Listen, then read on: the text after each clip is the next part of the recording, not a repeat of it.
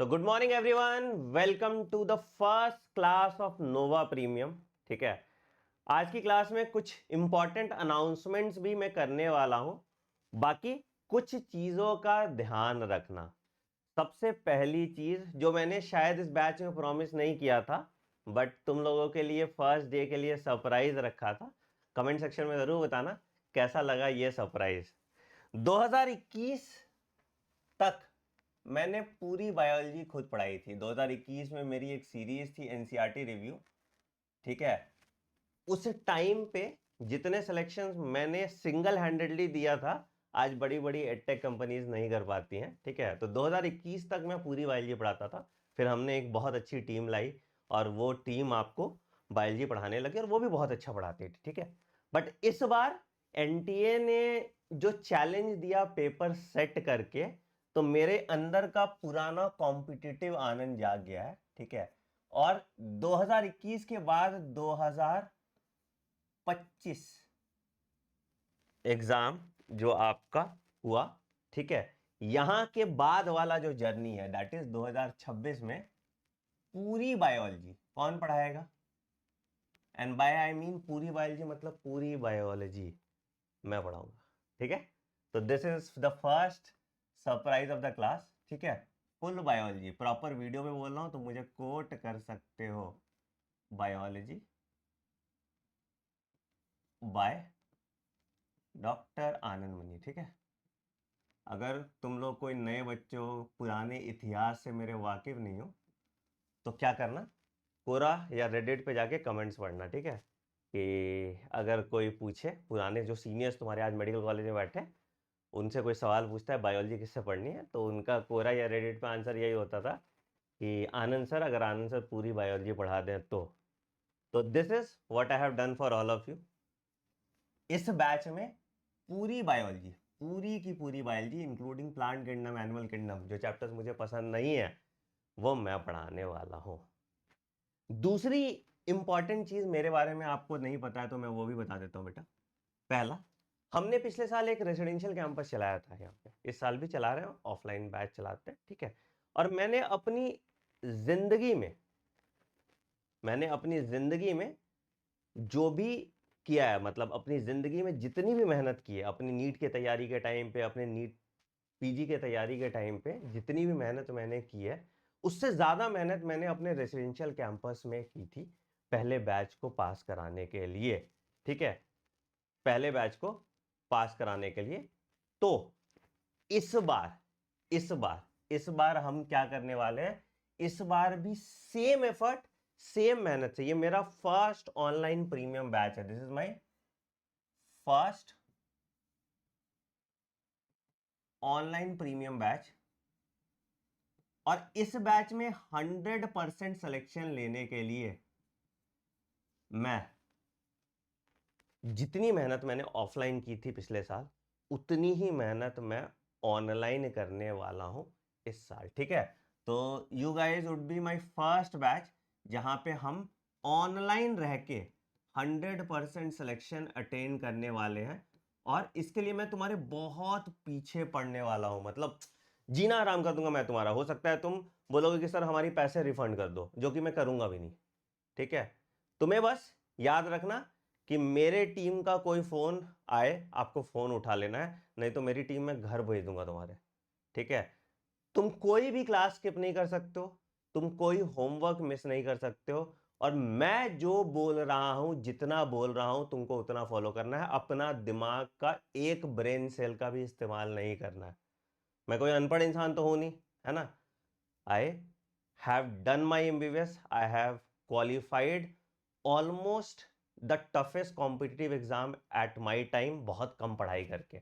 ठीक है, तो ये एट्रीब्यूट भी हम अपने अंदर लाएंगे कि जितना मैं बोल रहा हूं आपको एज इट इज उतना ही करना है, उसके बियॉन्ड एक लाइन ना उससे ज्यादा करना है ना उससे कम करना है। क्योंकि मैं अपने ऑफलाइन क्लास में हमेशा ये बात कहता था कि मुझे नहीं पता तुम्हारा करियर कितना इंपॉर्टेंट है या नहीं इंपॉर्टेंट है, मुझे अपना करियर बहुत इंपॉर्टेंट लगता है and I plan to retire very soon. ठीक है, तो मुझे एक बैच में 100% रिजल्ट प्रूव करना और फिर मैं शांति से रिटायर कर पाऊंगा। तो you guys are my retirement plan and please do not disappoint me.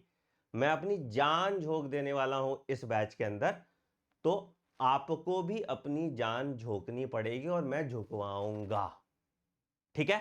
I hope I am very clear about it, ठीक है। एक और इंपॉर्टेंट चीज बेटा, कि जो तुम इस क्लास में नोट्स देखने वाले हो, अभी तुम क्लास कंप्लीट करोगे, जो तुम इस क्लास में नोट्स देखने वाले हो, ठीक है, ऐसा नोट्स आपको पूरे इतिहास अभी देख लोगे ना, जितना नीट में पढ़ाया गया है, ठीक है, एनसीईआरटी का ऐसा डिसेक्शन या ऐसा नोट्स जो आपके हाथ से मैंने लिखे हुए हैं, खुद से बोर्ड पे आपको दिखेगा, ठीक है, वो नोट्स आपको नहीं मिलेगा। चाहे वो नोट्स फिजिक्स का हो, चाहे वो नोट्स केमिस्ट्री का हो, चाहे वो नोट्स बायोलॉजी का हो। मैं सिर्फ बायोलॉजी के लिए रिस्पॉन्सिबल नहीं हूं आपके, मैं आपके ओवरऑल सिलेक्शन के लिए रिस्पॉन्सिबल हूं। तो मेरा इंटरवीनिंग नेचर, मेरे घुसने का नेचर, मैं फिजिक्स में भी तुम्हें दिखूंगा, मैं केमिस्ट्री में भी तुम्हें दिखूंगा, मैं बायोलॉजी में भी तुम्हें दिखूंगा, ठीक है। एंड वन थिंग जो मुझे पता है फॉर अ फैक्ट, कि मेरे नोट्स जब मैं तैयारी करता था तो मेरे कोचिंग वाले भी पीछे पड़े रहते थे कि आपके नोट्स से पढ़ना है। आप तो नहीं बोलते थे, वो तो तुम कह के गाली देते थे, बट तो वो वाली बात है। तो मेरे नोट्स अभी तुम देखोगे तो तुम्हें समझ में आ जाएगा कि एग्जैक्टली नोट्स में क्या होना चाहिए और कितना होना चाहिए, वो हम यहाँ पे करने वाले हैं। And last and not the least, this is an open challenge 20। आप बना लो पेपर कैसा बनाना है। तुम लोगों ने फिजिक्स में बनाया था पेपर, ठीक है, इस बार बना के दिखा दो बायो का कहीं कहीं पेपर, ठीक है। बायो में तो टाइम कंस्टेंट होता नहीं है, तुम बाहर से क्वेश्चन डालोगे। कहां से बाहर से डालते हो क्वेश्चन, मैं देखना चाहूंगा।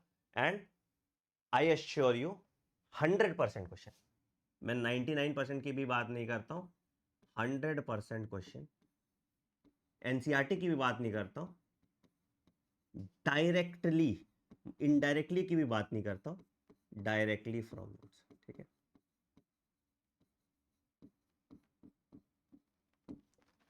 ठीक है, तो ये चीज याद रखिएगा। मैं टीचर बहुत अच्छा नहीं हो सकता हूं, ठीक है, लेकिन मैं स्टूडेंट बहुत अच्छा था अपने टाइम पे। और यही जो मेरा स्टूडेंट का कीड़ा अंदर जागा है इस बार, है ना, thanks to NTA for that. क्योंकि नहीं तो अभी पेपर इतना प्लेटोनिक आता था, ऐसा पेपर आता था सिर्फ एनसीईआरटी लाइन वाला, इनकी पढ़ाने का ही मन नहीं करता था मुझे यूजी। मैं पीजी पढ़ाने लग गया था, मैं डॉक्टर्स को पढ़ाता था, मैं फर्स्ट ईयर एमबीबीएस वालों को पढ़ाता था, ठीक है। अब मेरा फिर से यूजी पढ़ाने का मन जगाया है एनटीए ने, क्योंकि मुझे एक्चुअली ये चैलेंज मिला है। तो I have accepted this challenge from NTA and I am extending this challenge to NTA, so that कि भाई ले आओ पेपर, हम भी यही हैं, आप भी यही हैं, देखते हैं मैदान जंग में क्या होगा। क्लियर है? हाँ जी। तो सब कुछ, जो भी ड्रॉपर बच्चा ये बैच में है, कुछ चीजें आपको ध्यान रखना है कि आपको हम 0 लेवल से पढ़ाएंगे। अब बोलोगे सर मैं तो ऑलरेडी 400 नंबर पे ला रहा हूं, मैं कैसे 0 लेवल पे हुआ, ठीक है। We will start with a clean slate, ठीक है, we will start with a clean slate. आपको बहुत कुछ नए सिरे से पढ़ना पड़ेगा। अब क्या है कि किसी चीज को ना करेक्ट करने में ज्यादा टाइम लगता है रादर देन उस पर नई स्याही से लिखने में। तो 0 लेवल से स्टार्ट करोगे, ठीक है। नई नोटबुक्स आप बनाइए, ठीक है। तो आपके बायोलॉजी के 2 नोटबुक्स होंगे। एक नोटबुक होगा, एक नोटबुक कौन सा होगा सर, एक नोटबुक होगा आपकी मिस्टेक नोटबुक,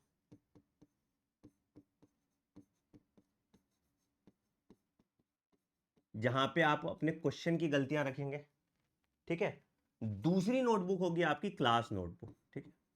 मुझे नहीं पता आप इससे पहले कहां पढ़े थे, कैसे पढ़े थे, क्यों पढ़े थे, बट इस साल के नोट्स मैं बनवाऊंगा आपके, ठीक है। और अभी तुम क्लास देखोगे तो तुम्हें समझ में आ जाएगा कि नोट्स किसको कहते हैं और क्या आपने लाइफ में कभी ऐसे नोट्स बनाए थे, ठीक है। तो अपना दिमाग बिल्कुल नहीं लगाना है, ठीक है। नोट्स मैं प्रोवाइड कर रहा हूं आपको, सिर्फ नोट्स करना, which is more than sufficient. मतलब एनसीईआरटी की जरूरत नहीं पड़ेगी, वैसे हम एनसीईआरटी लाइन बाय लाइन भी डिकोड करेंगे यहाँ पे आपके, ठीक है। ठीक, आपको ना कोई बुक खरीदना है क्वेश्चन बैंक या कुछ, हम सब डीपीपी के फॉर्म में देंगे। अगर तुमको फिजिकली किताब चाहिए तो 15 जून को हमारी क्वेश्चन बैंक की किताब लॉन्च होगी, वो ले लेना। बट अभी के लिए तुमको कोई किताब खरीदने की जरूरत नहीं है। आपको जितने क्वेश्चंस हम दे रहे हैं, ठीक है, जितना टेस्ट हम दे रहे हैं, जितना प्रैक्टिस हम करा रहे हैं, ठीक है, इसके बियॉन्ड आप एक सिंगल क्वेश्चन टच नहीं करेंगे for physics, chemistry and biology.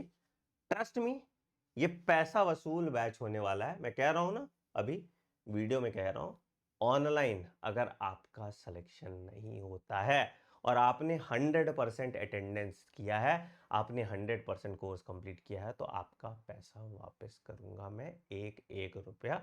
और सिलेक्शन होता है तो भी आपको मेरी तरफ से एक बड़ा इंटरेस्टिंग गिफ्ट मिलने वाला है। रेडी? शुरू करें आज का class. Everyone is ready, everyone is excited? एक बार कमेंट सेक्शन में बताइए। एंड बहुत हो गया ज्ञान, आज आखिरी दिन था ज्ञान का। अब हम सिर्फ कंटेंट पे काम करेंगे। जितना बूस्ट करना था तुमको, जितना एनर्जाइज करना था, मैंने कर दिया, ठीक है। इसके बियॉन्ड मैं नहीं बोल सकता ना कुछ। ये लाइन पिछले 3 साल से बच्चे सुनने को तरस रहे थे कि फुल बायोलॉजी बाय आनंद मुनि सर। मुझे नहीं पसंद है honestly plant kingdom, animal kingdom जैसे चैप्टर्स पढ़ाना, बट इस साल मैं पढ़ाऊंगा क्योंकि मैं इंश्योर करूंगा आपका 100% सिलेक्शन। जो नोट्स आपको यहां पे बायोलॉजी में मिल रहे हैं, फिजिक्स और केमिस्ट्री में भी यही नोट्स मिलने वाले हैं। रेडी? चल बढ़िया। तो आइए शुरुआत करते हैं, है ना। कोई फेक मोटिवेशन मैं नहीं दूंगा, कोई कुछ तामझाम नहीं करूंगा। हमें अपना फोकस सिर्फ और सिर्फ हमारे इनपुट मैट्रिक्स पे रखना है, मेहनत करना है, फल की चिंता नहीं करना। मैं भी फल की चिंता नहीं कर रहा, मुझे पता है तुम क्लासेस करोगे तो तुम्हारा सिलेक्शन होगा, ठीक है। नहीं करोगे नहीं होगा, बट मैं अपना 100% देने वाला हूं। आप भी अपना 100% देंगे तो आपका भला हो जाएगा, मेरा ही भला हो जाएगा। नहीं देंगे तो मैं क्या ही कर सकता हूं, ठीक है। चल बहुत बढ़िया। तो हम लोग शुरू करने वाले हैं बायोलॉजी का पहला चैप्टर, जिसका नाम है cell the unit of life. आप सबको पता है cell the unit of life का वेटेज कितना ज्यादा है, पता है आप सबको? कितना वेटेज होता है सर?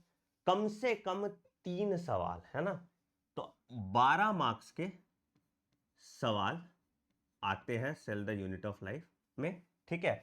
और ये मेरा कॉन्सेप्चुअल क्वेश्चन के या कॉन्सेप्चुअल चैप्टर के कैटेगरी में आता है। यहां से कॉन्सेप्चुअल चैप्टर क्वेश्चन बन सकते हैं, ठीक है। तो ये मेरा कॉन्सेप्चुअल चैप्टर की कैटेगरी में आएगा। मतलब हम इसको कैसे पढ़ेंगे? क्या हम सिर्फ एनसीईआरटी पे रिलाई कर सकते हैं यहाँ? नहीं, हम यहाँ पे एनसीईआरटी तो करेंगे ही करेंगे, एनसीईआरटी के साथ एनसीईआरटी का डिसेक्शन करेंगे, है ना। तो एनसीईआरटी यहाँ एम्पलीफाई करेंगे।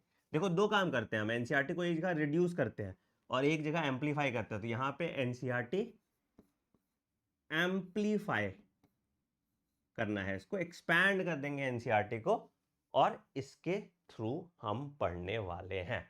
चल तो शुरू करते हैं आपके नीट 2025 के ट्रॉमा वाले क्वेश्चन से, ठीक है। सबसे पहला सवाल जो आपका आया हुआ था, आप सबने एनसीईआरटी का ये वाला पेज मिस कर दिया था। बहुत कम बच्चे थे जिन्होंने एनसीईआरटी का पहला पेज, जो इंट्रोडक्शन से, जो साइंटिस्ट के इंट्रोडक्शन से भी पहला एक पेज होता है, यूनिट के पास एक पेज होती है एनसीईआरटी की, और इस बार वहां से सवाल आया था। हम सब टीचर्स को लगा कि ये सवाल आउट ऑफ एनसीईआरटी था, और इस साल यही एक ऐसा सवाल था जो मेरे नोट से नहीं आया था। तो यही चैलेंज का कारण बना, जिसके कारण मैं इस साल पूरी बायोलॉजी पढ़ा रहा हूं। तो अगर हम सेल की बात करें तो सेल चैप्टर में सबसे पहला लाइन, जो सबसे पहला पैराग्राफ है, उसका जो सबसे इंपॉर्टेंट लाइन है जिसपे नीट 2025 का सवाल आया था, वो ये था। क्या था सर? कि the physicochemical approach to study the and understand the living organism is called reductionist biology, ठीक है। तो सब्जेक्ट हो गया, ठीक है। ऐसा सब्जेक्ट जहां पे हम ऑर्गेनिजम्स को समझने के लिए कौन सा अप्रोच ले रहे हैं? फिजियो अप्रोच ले रहे हैं। फिजियो मतलब फिजियोलॉजिकल, मतलब उसका फंक्शन देख रहे हैं। और बायोकेमिकल अप्रोच ले रहे हैं कि उसका कंपोजिशन कैसा है, वो क्या चीज से बना हुआ है। और इस ब्रांच को हम क्या कहते हैं? इस ब्रांच को हम रिडक्शनिस्ट बायोलॉजी कहते हैं। क्यों कहते हैं रिडक्शनिस्ट बायोलॉजी? क्या कर रहे हैं? हम एक सेल ले रहे हैं, हम उस सेल से कंपोनेंट निकाल के देख रहे हैं, तभी हमको उसका बायोकेमिकल नेचर पता चलेगा, है ना। हम उस सेल से सर्टेन एक्सपेरिमेंट्स कर रहे हैं, तभी हमको उसकी फिजियोलॉजी के बारे में पता चलेगी। इसलिए इसको हम रिडक्शनिस्ट बायोलॉजी भी कहते हैं, इसीलिए इसको हम रिडक्शनिस्ट बायोलॉजी कहते हैं। अब तो ये कि कोई बच्चा नहीं भूलेगा, ये नीट 2025 का आपका सवाल था, जो ज्यादातर बच्चों ने अगर सही भी किया है तो कॉमन सेंस के बेसिस पे सही किया है।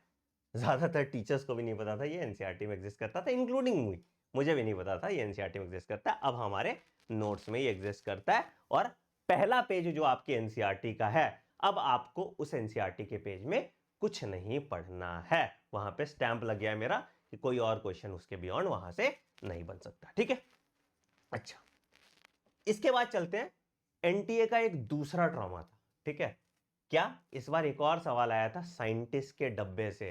खैर हम लोग उसको नोट्स में कवर करते थे क्योंकि पहले भी इस पे सवाल आ चुका था, इनफैक्ट पहले भी इस साइंटिस्ट के नाम के ऊपर भी सवाल आया था। कौन सा सवाल आया था आपके एनसीईआरटी में कि रामदेव मिश्रा क्या था, फादर ऑफ इंडियन इकोलॉजी, कहां लिखा हुआ है। तो जब यूनिट स्टार्ट होता है तो हर यूनिट के पास एक साइंटिस्ट वाला पेज होता है ना, तो वहां पे आपके सेल वाले यूनिट में एक साइंटिस्ट का नाम है जिनका नाम है जी.एन. रामाचंद्रन, ठीक है। अच्छा, जो कुछ भी उसमें लिखा है देखो हमने उसको कितने अच्छे से यहां पे डिसाइफर कर दिया, एक बार हम देखेंगे तो हमें एक बार में ही समझ में आ जाएगा। तो क्या भाई, जी.एन. रामाचंद्रन का जन्म हुआ था 1922 और इनकी मृत्यु हो गई थी 2001 में, ठीक है। क्या किया इन्होंने sir, he was the founder of Madras school of conformational analysis of biopolymer. तो बायोपॉलीमर्स को वो एनालाइज करते थे, ठीक है, बायोपॉलीमर्स को वो एनालाइज करते थे, कहां पे, मद्रास स्कूल, ठीक है। अच्छा, क्या डिस्कवरी की थी, क्यों ये इतने पॉपुलर है, तो he discovered triple helical structure of collagen, ठीक है। क्या डिस्कवर किया था, he discovered triple helical structure of collagen. Collagen is the most abundant animal protein, सबसे ज्यादा अबंडेंट एनिमल प्रोटीन जो है वो कोलेजन ही होता है। इसको लिख लीजिए यहां पे, मोस्ट, कमेंट सेक्शन में बताओ सबसे ज्यादा अबंडेंट प्लांट प्रोटीन कौन सा होता है, मोस्ट अबंडेंट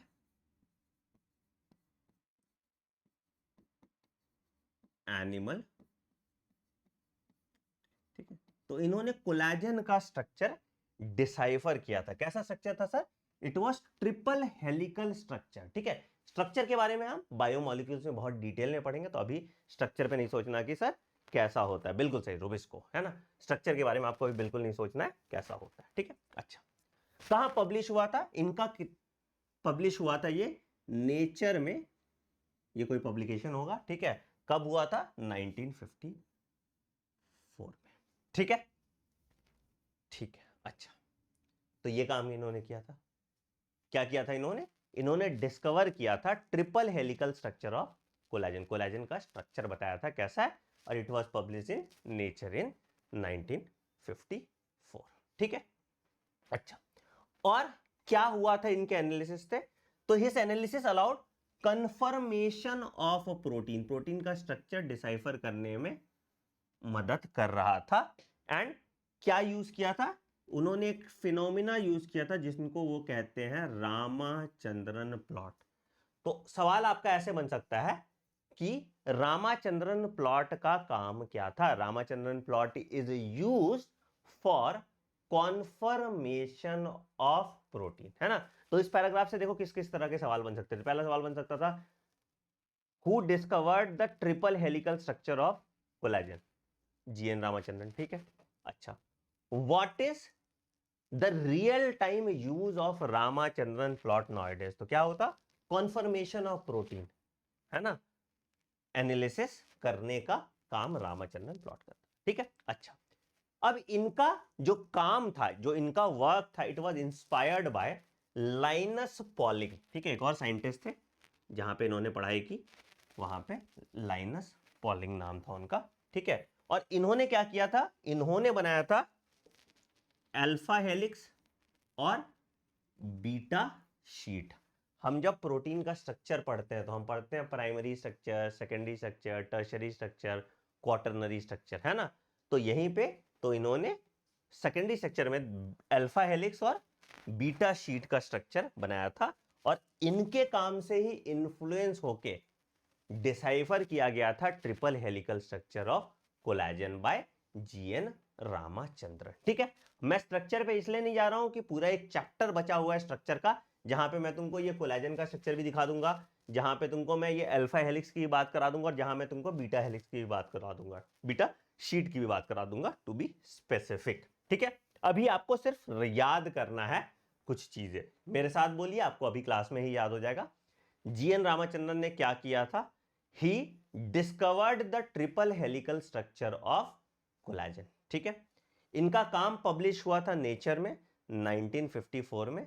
ठीक है, इनके एनालिसिस से हम कंफर्मेशन ऑफ प्रोटीन एनालाइज कर सकते हैं by the help of Ramachandran plot, and his work was inspired by Linus Pauling, जिन्होंने मॉडल बनाया था अल्फा हेलिक्स का और बीटा शीट स्ट्रक्चर का, जिसने इन्फ्लुएंस किया जीएन रामाचंद्रन को कि ये triple helical structure of collagen को बना पाए।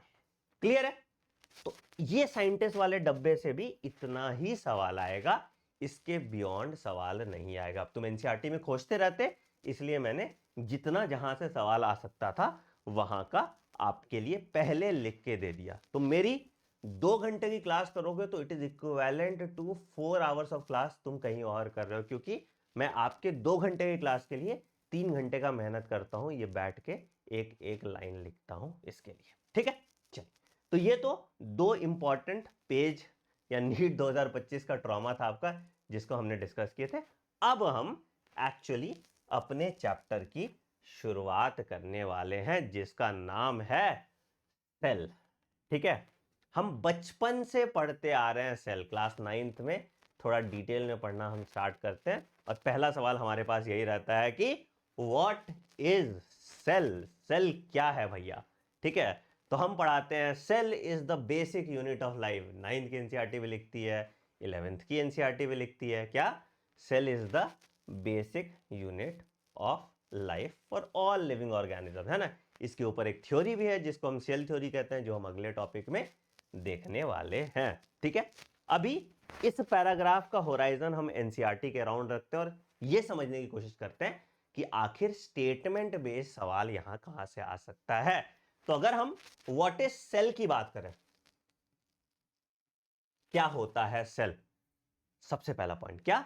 The cell is the structural and functional unit of life, या the cell is the basic unit of life.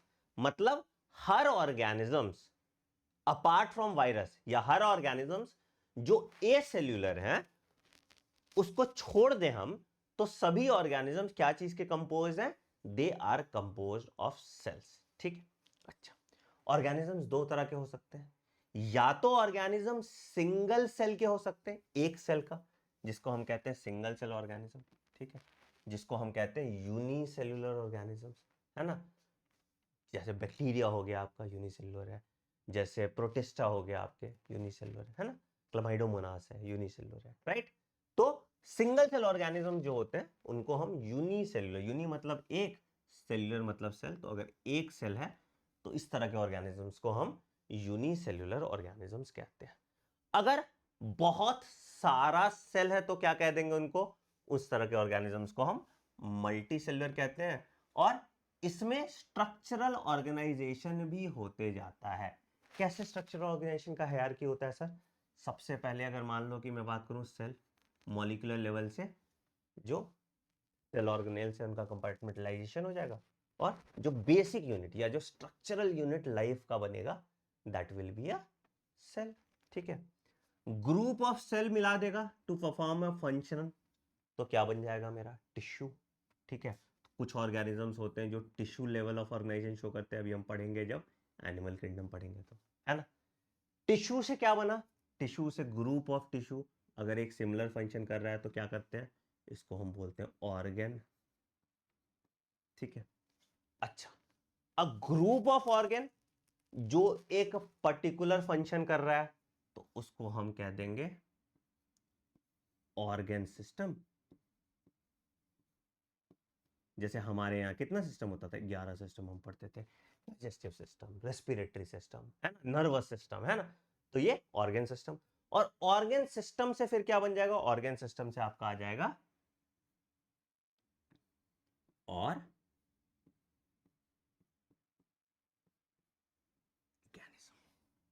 ठीक है। तो दिस इज द हायरार्की जिससे हम देखते हैं, ठीक है। तो अगर अगर अगर कोई सिंगल सेल ऑर्गेनिज्म है तो एक सेल का बना है, ठीक है। कुछ एग्रीगेट्स ऑफ सेल्स के बन जाते हैं, जैसे वॉलवॉक्स में देखते थे, कॉलोनीज ऑफ सेल्स होता था, है ना। है तो सब एक एक सेल अपना इंडिपेंडेंट फंक्शन कर रहा है, बट एक कॉलोनी में रह रहा है, राइट। तो इस तरह से धीरे धीरे धीरे धीरे जितना ऑर्गेनिज्म डेवलप होता जाएगा, उसका स्ट्रक्चरल ऑर्गेनाइजेशन उतना कॉम्प्लेक्स होता जाएगा। तो ये सिंपल से कॉम्प्लेक्स की तरफ हम बढ़ते जाते, सिंपल से कॉम्प्लेक्स की तरफ हम बढ़ते जाते हैं, राइट। ठीक है, तो कैसा कैसा ऑर्गेनिज्म हमको देखने को मिल सकता है। अगर एक सिंगल सेल का है तो यूनिसेलुलर, अगर बहुत सारे सेल का है तो मल्टीसेलुलर। यूनिसेलुलर ऑर्गेनिज्म की कुछ खास बात है, क्या, कि they are capable of independent existence. बहुत इंपॉर्टेंट बात है, अभी हम इस पे बात करेंगे। इस पे एक स्टेटमेंट बेस्ड क्वेश्चन घुमा के पूछा जा सकता है, ठीक है। पहला पॉइंट कि यूनिसेलुलर ऑर्गेनिजम्स इंडिपेंडेंटली एग्जिस्ट कर सकते हैं। क्या मतलब है इसका, कि अगर मान लो कि मैं एक अमीबा देखता हूं, ठीक है, इस अमीबा पानी में बेचारा अकेले तैर रहा है, खुश है, एक सेल है और वो एक सेल जिंदा है और इंडिपेंडेंटली एग्जिस्ट कर रहा है। उसको लाइफ सपोर्ट के लिए कुछ और चीजें की जरूरत नहीं पड़ रही है, वो अपने से अपना सारा काम कर ले रहा है। बट वहीं मैं क्या करूं, अपने बॉडी से आरबीसी निकाल लेता हूं, ठीक है, और उस आरबीसी को डाल देता हूं पानी में या कहीं भी डाल देता हूं, लेट्स से आइसोटोनिक सॉल्यूशन डाल देता हूं। तुम बोलोगे सर फट जाएगा आरबीसी, ऐसे तो है ना, आइसोटोनिक सॉल्यूशन में डाल देते हैं, ठीक है। या उस आरबीसी को हम कहीं भी किसी लिक्विड में डाल देते हैं या कहीं भी रख देते हैं, प्लेट पे रख देते हैं, कल्चर मीडियम में रख देते हैं, क्या वो आरबीसी जिंदा रह रहा है, क्या वो आरबीसी अपना सारा फंक्शन कर पाएगा, नहीं, क्योंकि आरबीसी का एक स्पेशलाइज फंक्शन हो गया था। तो अगर हम यूनिसेलुलर ऑर्गेनिज्म की बात करें तो वो क्या है भैया, एक सेल है और वही सेल इंडिपेंडेंट एग्जिस्टेंस शो कर रहा है, मतलब वो अकेले जिंदा है, ठीक है।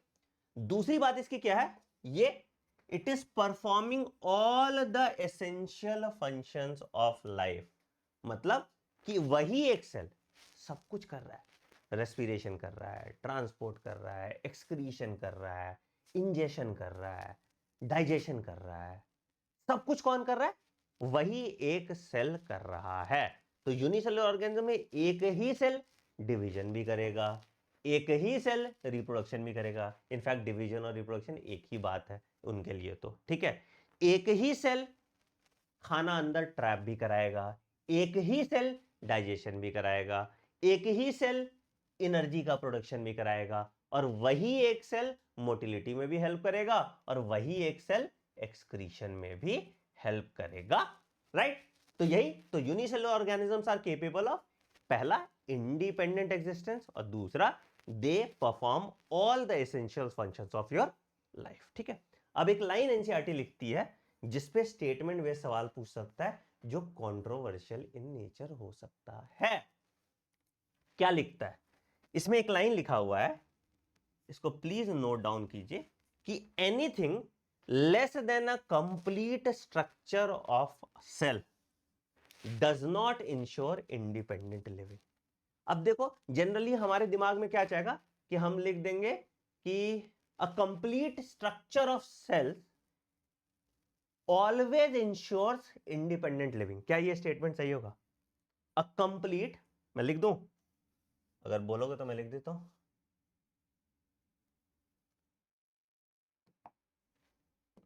स्टेटमेंट है, मैंने एक स्टेटमेंट लिखा, देखो यही मैं कराता हूं अपने ऑफलाइन क्लासेस में, जिससे बच्चे 40 मिनट में सवाल सॉल्व कर लेते हैं, क्योंकि मैं यही स्टेटमेंट उनके दिमाग खोलने का, ठीक है। क्या लिखा था यहाँ पे, यहाँ लिखा हुआ है, क्या लिखा line, anything less than complete structure of cell does not ensure independent living, ठीक है। तो हम इसको ऐसे लिख सकते हैं, क्या लिख सकते हैं, complete structure of cell can ensure independent living.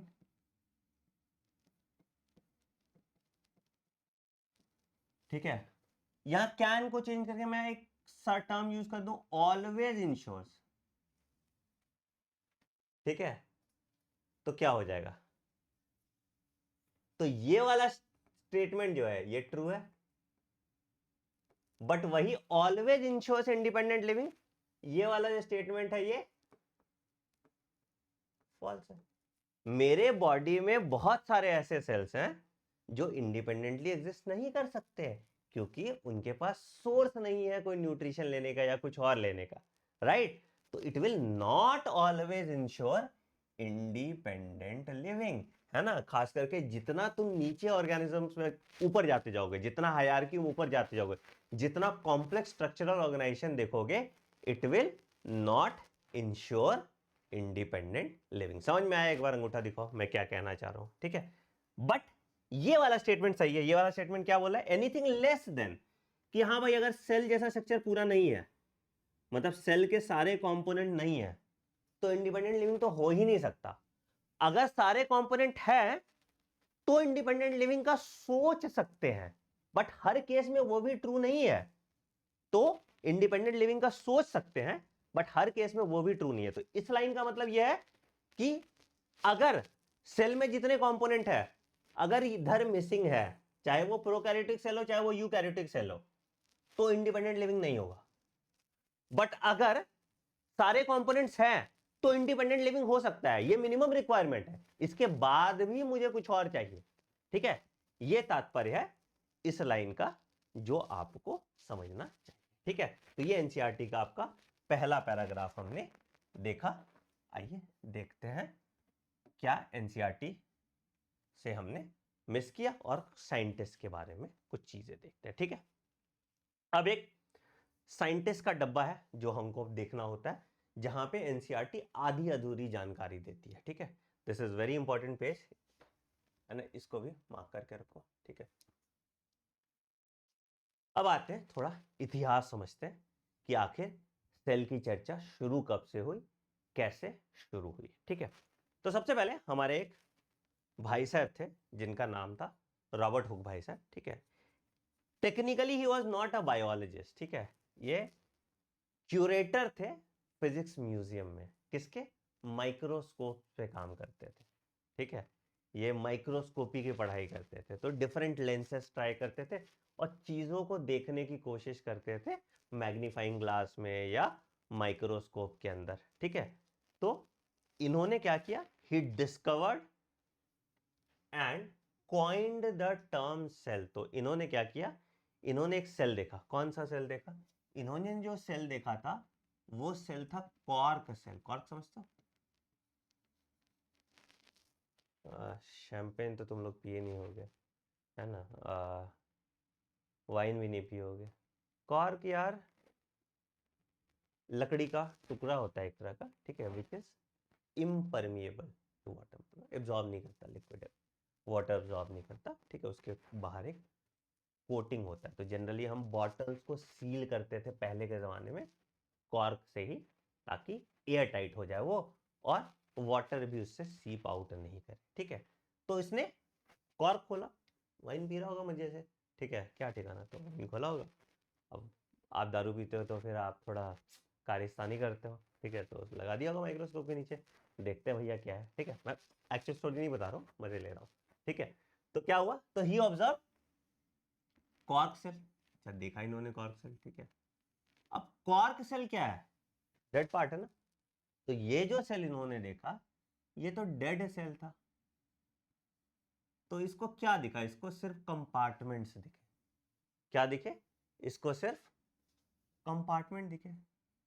Cell का एक्चुअल मतलब होता है कारागार। कारागार मतलब वो जेल, प्रिजन, है ना? तो उसको सेल कहते थे, कैदी जहां रखते थे। तो उसको ऐसे ऐसे डब्बा दिखा एंड इस डब्बे के नाम पे उसने टर्म कॉइन कर दिया सेल। तो एक्चुअल सेल सेल नहीं है, ठीक है, एक्चुअल सेल टर्म मिसनोमर है, क्योंकि खाली तो होता नहीं है, इट इज नॉट एम्प्टी, है ना। Living cell is not empty, living cell के अंदर लिविंग मटेरियल होता है जिसको हम प्रोटोप्लाज्म कहते हैं। तो रॉबर्ट हुक ने डिस्कवर किया कॉर्क सेल को, देखा कंपार्टमेंटलाइजेशन उसको दिखा, ठीक है, and he coined the term cell, जिसको हम कहते हैं इट इज अ मिसनोमर, मिथ्या है, क्योंकि एक्चुअल सेल ऐसा तो दिखता नहीं, एक्चुअल सेल खाली तो होता नहीं है, एक्चुअल सेल में सिर्फ कंपार्टमेंट तो होता नहीं है, राइट। तो इसीलिए Robert Hooke discovered and coined the term cell. इन्होंने किताब भी लिखी थी जिसको हम कहते हैं माइक्रोग्राफिया। तो जो जो चीजें इन्होंने माइक्रोस्कोप में देखा उसको ड्रॉ किया और एक किताब में डाल दिया था, जिस बुक का नाम है माइक्रोग्राफिया। अगेन इस पे आज तक कभी सवाल नहीं है, तो आई डोंट थिंक आएगा। इंपॉर्टेंट क्या है सर? साल। क्यों साल इंपॉर्टेंट है? क्योंकि सेल थ्योरी में आपके बहुत साल पे सवाल आए हुए हैं, तो इसलिए आपके एनसीईआरटी में जो ईयर्स नहीं दिए थे उन ईयर्स को मैंने यहां पे फिल कर दिया, ताकि तुमको एडवेंट ऑफ इवेंट समझ में आए कि कब हुआ था, पहले कौन सा इवेंट हुआ था, बाद में कौन सा इवेंट हुआ है, ठीक है। तो रॉबर्ट हुक ने 1665 में डिस्कवर किया सेल, कैसे? कॉर्क सेल को देखा था मैग्नीफाइंग ग्लास में, एंड ही ऑब्जर्व कंपार्टमेंटलाइजेशन, उसको डिस्टिंक्ट कंपार्टमेंट्स दिखे, and he coined the term cell which is a misnomer, क्योंकि एक्चुअल सेल इस तरह से खाली नहीं होता। उन्होंने जो सेल देखे थे वो कौन सा सेल था? वो डेड सेल था, वो खाली था, इसलिए ऐसा देखने को इनको मिला, ठीक। अच्छा, फिर लिविंग सेल किसने देखा था? लिविंग सेल देखा था एंटोनी वॉन लियोनहुक ने 1674 में। ज्यादा टाइम नहीं, थोड़े दिन के बाद ही आपके एंटोनी वॉन लियोनहुक ने डिस्कवर किया था लिविंग सेल। तो the credit of discovering the living cell goes to Antonie van Leeuwenhoek. कब? 1674 में। तो अब ये वाला जो सेल होगा, it is a true cell in its true sense, है ना। इसके पास प्रोटोप्लाज्म भी होगा, है ना, इसके पास लिविंग मटेरियल है, ठीक है। तो this is what Antonie van Leeuwenhoek discover, ठीक है। उसके बाद बहुत साल बाद 1831 में रॉबर्ट ब्राउन ने डिस्कवर किया था न्यूक्लियस। कहां पे? ऑर्किड रूट सेल्स में। अब देखो क्या हुआ है, मैंने एनसीईआरटी के फिलर्स यहां ऐड किया, इसको कहते हैं फिलर्स। क्या होता है, कहीं कहीं छेद होता है ना, तो तुम पुट्टी भरते हो। तो ये जो पॉइंट है, ये साइंटिस्ट का डिटेल, ठीक है, कहाँ डिस्कवर किया था, कौन सा डिस्कवर किया था, किस में डिस्कवर किया था, ये सब फिलर्स हैं जिससे बाएं दाएं तुम्हारे एनसीईआरटी से सवाल आ सकता है। तो ये सब हमें अपनी एनसीईआरटी में ऐड करना है, then only it becomes the most perfect notes, ठीक है। तो रॉबर्ट ब्राउन ने 1831 में डिस्कवर किया था न्यूक्लियस। कहां पे? ऑर्किड रूट सेल में, ठीक है। अच्छा, क्यों? क्योंकि ये बहुत रैपिडली डिवाइड करते थे, न्यूक्लियस विजिबल था, डिस्टिंक्ट था, ठीक है। अच्छा, इसके बाद बहुत सारे सेल ऑर्गेनेल्स की डिस्कवरी तब हुई जब इलेक्ट्रॉन माइक्रोस्कोप का एडवेंट आ गया था। पहले हम माइक्रोस्कोपी में बहुत सारी चीजें पढ़ते थे, टाइप्स ऑफ माइक्रोस्कोप पढ़ते थे, simple microscope, compound microscope, electron microscope, but अब हमें नहीं पढ़ना पड़ता।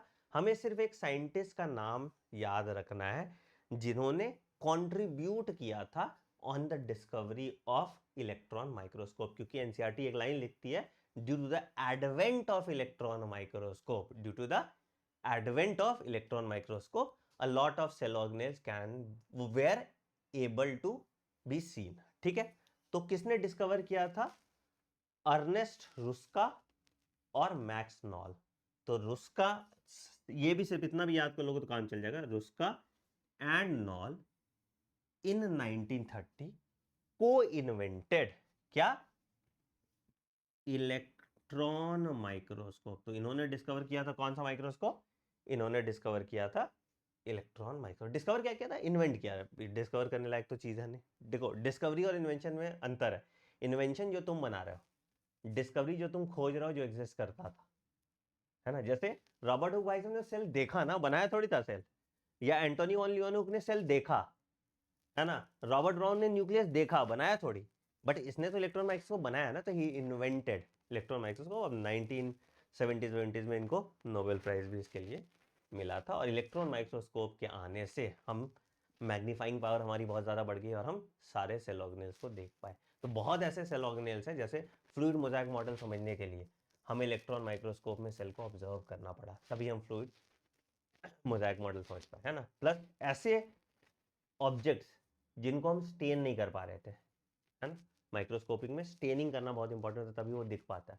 तो जिसको हम स्टेन नहीं कर पा रहे थे, उनको देखने के लिए हमको इलेक्ट्रॉन माइक्रोस्कोप की जरूरत पड़ जाती थी। ठीक है, तो ये साइंटिस्ट वाला पेज भी इंपॉर्टेंट है। Robert Hooke discovered cell, Antonie von Leeuwenhoek discovered first living cell, Robert Brown discovered nucleus in orchid root cell, and Knoll and Ruska in 1930 co-invented electron microscope. फिर इलेक्ट्रॉन माइक्रोस्कोप में बहुत सारे further advancements हुए और आज का electron microscope बहुत ज्यादा स्ट्रांग है। ठीक है, चलिए अभी तक हमने जितना व्हाट इज सेल वाला पार्ट पढ़ा उसका एनसीईआरटी डिसाइफर करके देख लेते हैं, एनसीईआरटी माता क्या कहती है। ठीक है, क्या हमने कुछ मिस आउट किया क्या? देखिए, सबसे पहला point, unicellular organisms are capable of, अभी हमने पढ़ा क्या? Independent existence. They are capable of independent existence. ठीक है, एंड दूसरा क्या? Performing all the essential functions of life, हमने साफ बात किया था। ठीक है, दूसरा लाइन फिर क्या बोला था? Anything less than a complete structure of cell does not ensure independent living. तो less than a complete structure does not ensure independent living. ठीक है, hence cell is the fundamental structure and functional unit of all living organisms. ठीक है, फिर उसके बाद देखो, Antony von Leeuwenhoek क्या first shot described a living cell, Robert Brown discovered nucleus. Cell वाला पार्ट यहां दिया नहीं था और उसके फिर लिखा था the invention of microscope and improvement leading to electron microscope revealed all structural details of the cell. तो हमने एनसीईआरटी इतना सा था, हमने उसको एम्पलीफाई करके इतना कर दिया, एंड इसके बियॉन्ड आपको एक सवाल देखने को नहीं मिलेगा। चलिए आगे बढ़ते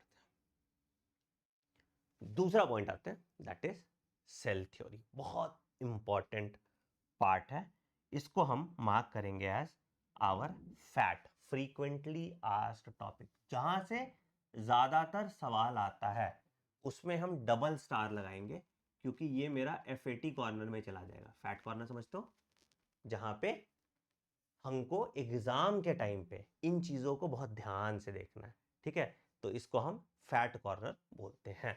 तो ये मेरा फ्रीक्वेंटली आस्क्ड टॉपिक है। पहले अभी मैं फ्रीक्वेंटली आस्क्ड टॉपिक लिख देता हूं, बट बाद में मैं सिर्फ फैट लिखूंगा। ठीक है, frequently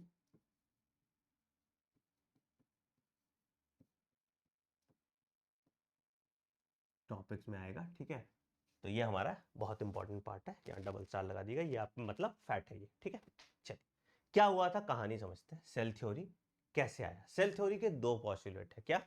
the cell is the structural and functional unit of life in all living organism, मतलब प्लांट में भी और एनिमल में भी। और दूसरा है that cells arise from pre existing cell.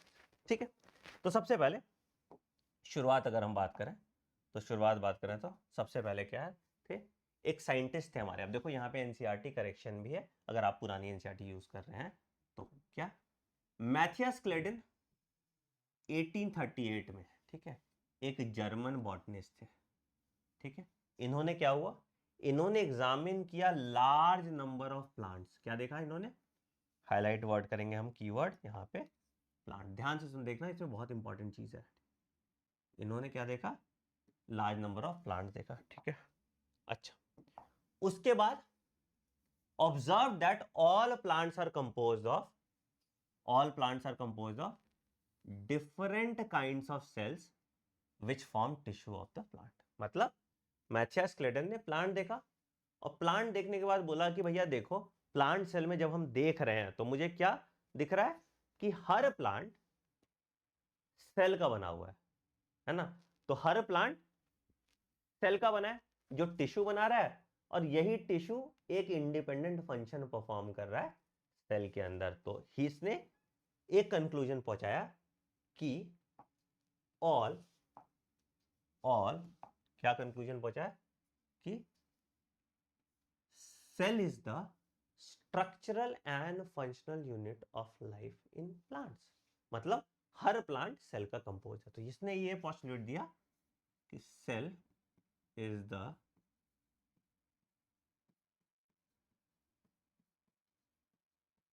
Structural end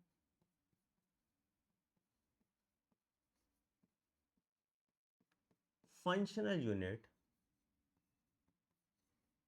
of life in plants. तो इनका जो रिसर्च था स्पेसिफिकली वाज फॉर प्लांट्स, मतलब all plants are composed of cells and cell is the structural and functional unit of life in plants. ठीक, अच्छा, ठीक है।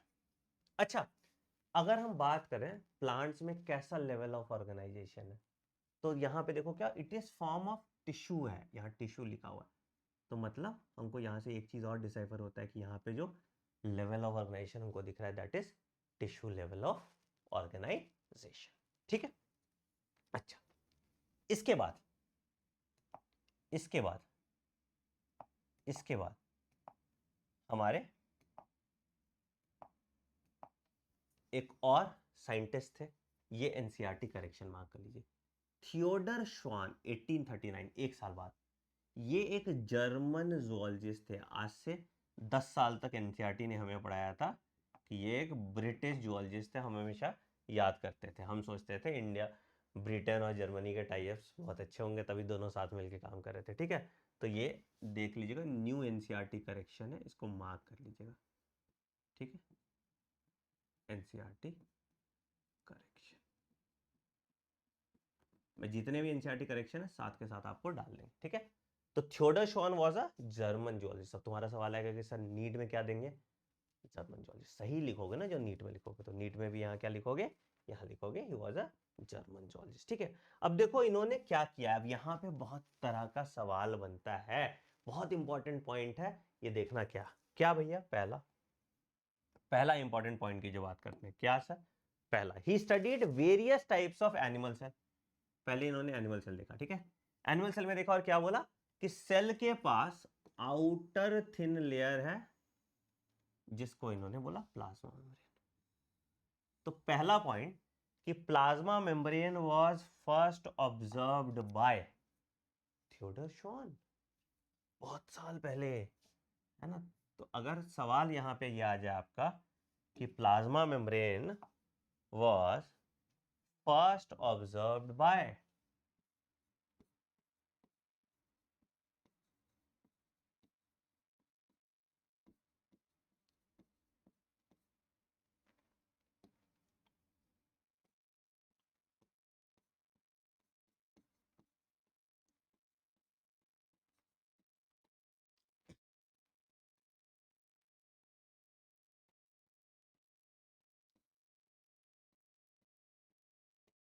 ठीक है, थियोडर श्वान। पहला पॉइंट तो इन्होंने एनिमल सेल देखा। एनिमल सेल में क्या देखा इन्होंने ये देखा कि जो आउटर डिलिमिटिंग स्ट्रक्चर है एनिमल सेल का, या जो आउटर मोस्ट लेयर है एनिमल सेल का, वो क्या है, वो प्लाज्मा मेम्ब्रेन है। ठीक है, फिर क्या किया इन्होंने, फिर उन्होंने प्लांट भी देखा। देखो उंगली करने का आदत नहीं किया भाई का। फिर भाई ने क्या कहा, he also concluded that presence of cell wall is a unique character of plant cell। तो सेल वॉल भी किसने देखा, श्वान ने। ठीक है, तो प्लाज्मा मेम्ब्रेन पे मैं फिर और यहां पे डाल दूं, सेल वॉल भी ऐड कर देता हूं, अगर तुम बुरा नहीं मानो तो सेल वॉल भी ऐड कर देता हूं, अगर तुम बुरा नहीं मानो तो यहां पे एक और पॉइंट ऐड करो, cell wall and plasma membrane was first observed by Theodor Schwann. Please याद रखिए गाइस को। ठीक है, हम कंफ्यूज कर जाते हैं, हम सेल वॉल का टर्म सोचते हैं तो हम बोलते हैं प्लांट सेल की बात तो मैथियस क्लेडन ने की थी, तो हम मैथियस क्लेडन में कंफ्यूज कर सकते हैं, बट यहाँ पे it was given by Theodor Schwann. ठीक है, अच्छा, अब ऑन दिस बेसिस क्या हुआ, श्वान ने हाइपोथेसिस प्रपोज किया, क्या किया, कि bodies of animals and plants are compose of cells and products of cells. मतलब cell is the structural unit of life in all plant and animal cells without exception. क्या एक्सेप्शन है इसका? बिल्कुल इसका एक्सेप्शन ए सेल्यूलर ऑर्गेनिजम्स है जो viruses हो। ठीक है, फिर से मैं एक बार रिव्यू करा दे रहा हूं तुम्हें।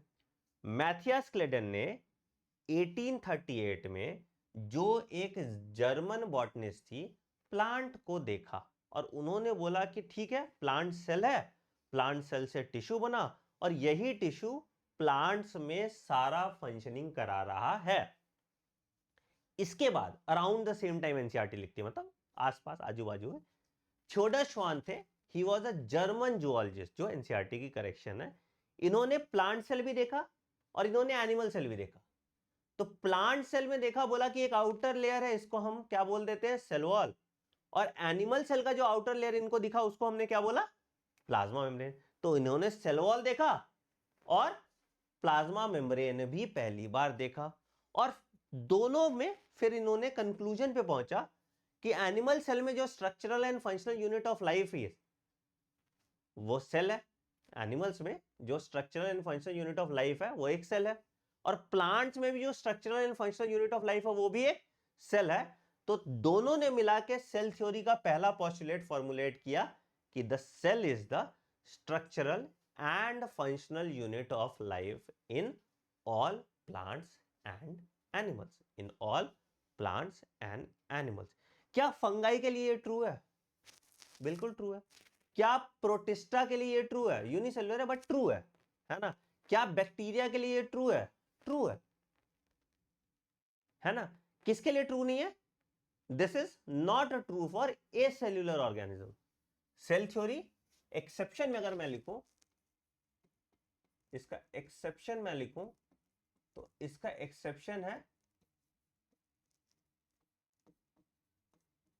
ए सेल्यूलर ऑर्गेनिज्म। इसको ऑर्गेनिज्म बोलना भी गलत है वैसे तो, जैसे तो ये सेल थ्योरी के फर्स्ट पोस्टुलेट को नहीं डिसाइफर करता या उसको फॉलो नहीं करता। ठीक है, दिस इज पोस्टुलेट नंबर 1। क्या? कि the cell is the structural and functional unit of life in plants and animals. ठीक है, फिर दूसरा सवाल आया, भैया सेल बना कैसे? दूसरा सवाल आया कि सेल बना कैसे? तो थोड़े समय बाद 1855 में, थोड़े समय बाद 1855 में एक साइंटिस्ट थे जिनका नाम क्या था, रुडोल्फ विर्चॉ। रुडोल्फ विर्चॉ, क्या नाम था इनका? रुडोल्फ विर्चॉ। इन्होंने एक मंत्र दिया, आप लोग भी इस मंत्र का उच्चारण कीजिए, आपके जीवन में सुख समृद्धि आएगी। क्या? ओमनिस सेल्यूला ई सेल्यूला, ओमनिस सेल्यूला ई सेल्यूला, ओमनिस सेल्यूला ई सेल्यूला। अच्छा, इस पे एक सवाल भी आता है, रुडोल्फ विर्चॉ भी कहां के थे? He was also a German, he was also a German. ठीक है, ये जर्मन फिजिशियन थे, डॉक्टर भी थे। ठीक है, तो ये भी जर्मन फिजिशियन थे, या जूलॉजिस्ट पकड़ लो अगर तुमको बॉटनी जूलॉजी खेलना है तो। He was also German, add कर लेते हैं ना, भाई का भी तो नेशनैलिटी पता होना चाहिए ना, बाकी किसी का पता होना हो। ठीक है, तो रुडोल्फ विर्चॉ ने 1855 में बोला ओमनिस सेल्यूला ई सेल्यूला, मतलब cells arised from pre existing cell. नया सेल कैसे बना? जो पहले का सेल थे वही डिवाइड करके नया सेल बनाते हैं। And this was the second postulate of cell theory, जो सेल थ्योरी को कंप्लीट कर देता है। तो यही है। तो on the basis of study of Schwann and Schleiden, they formulated the cell theory that all living forms are made up of cells and cells product। and दूसरा यहां पे रुडोल्फ विर्चॉ ने बोला था कि cells arise from pre existing cell. Clear है?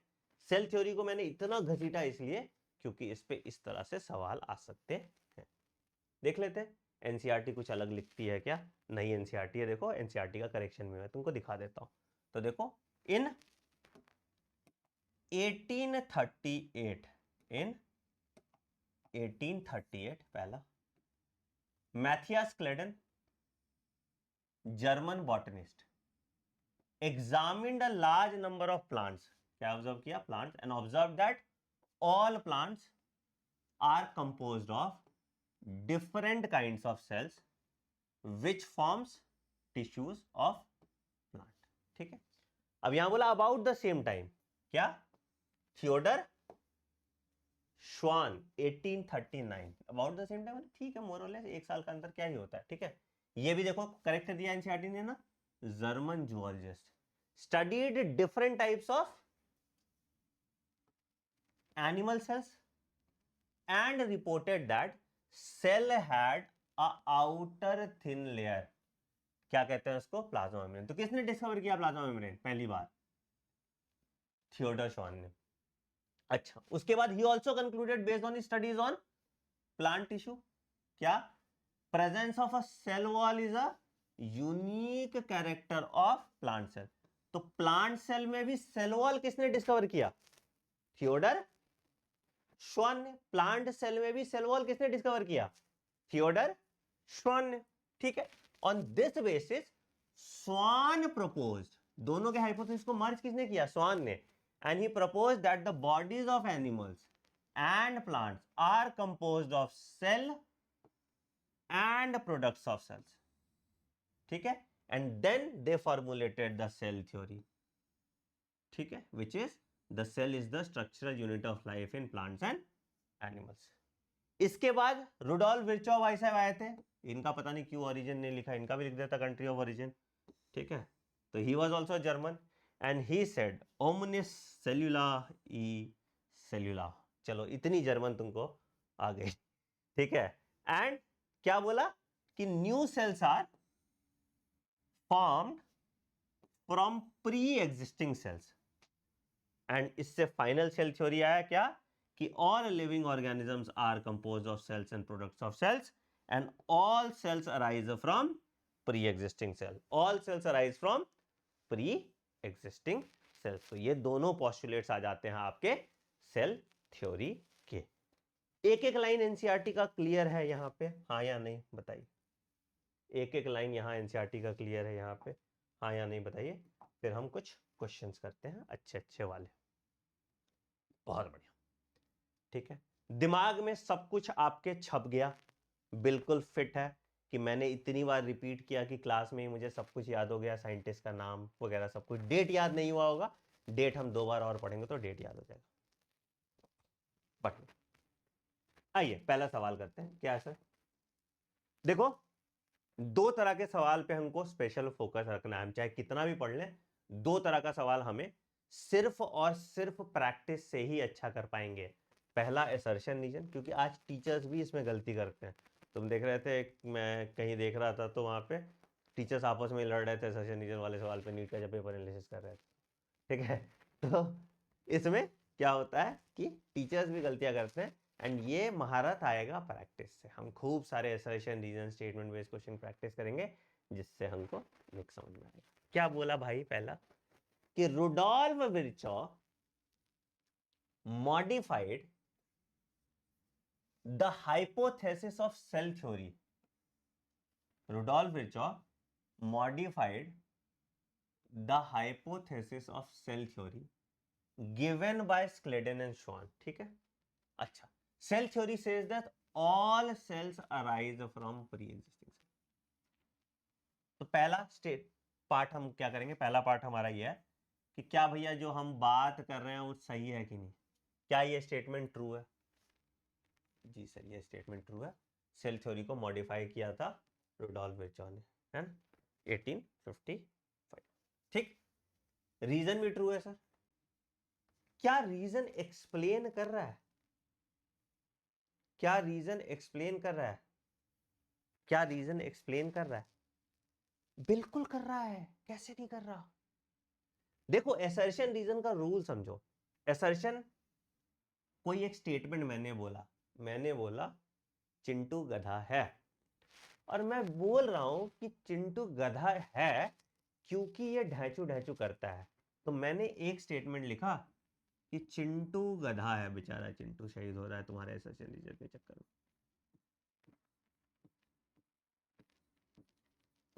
और मैंने दूसरा स्टेटमेंट रीजन बताया क्यों चिंटू गधा है, बिकॉज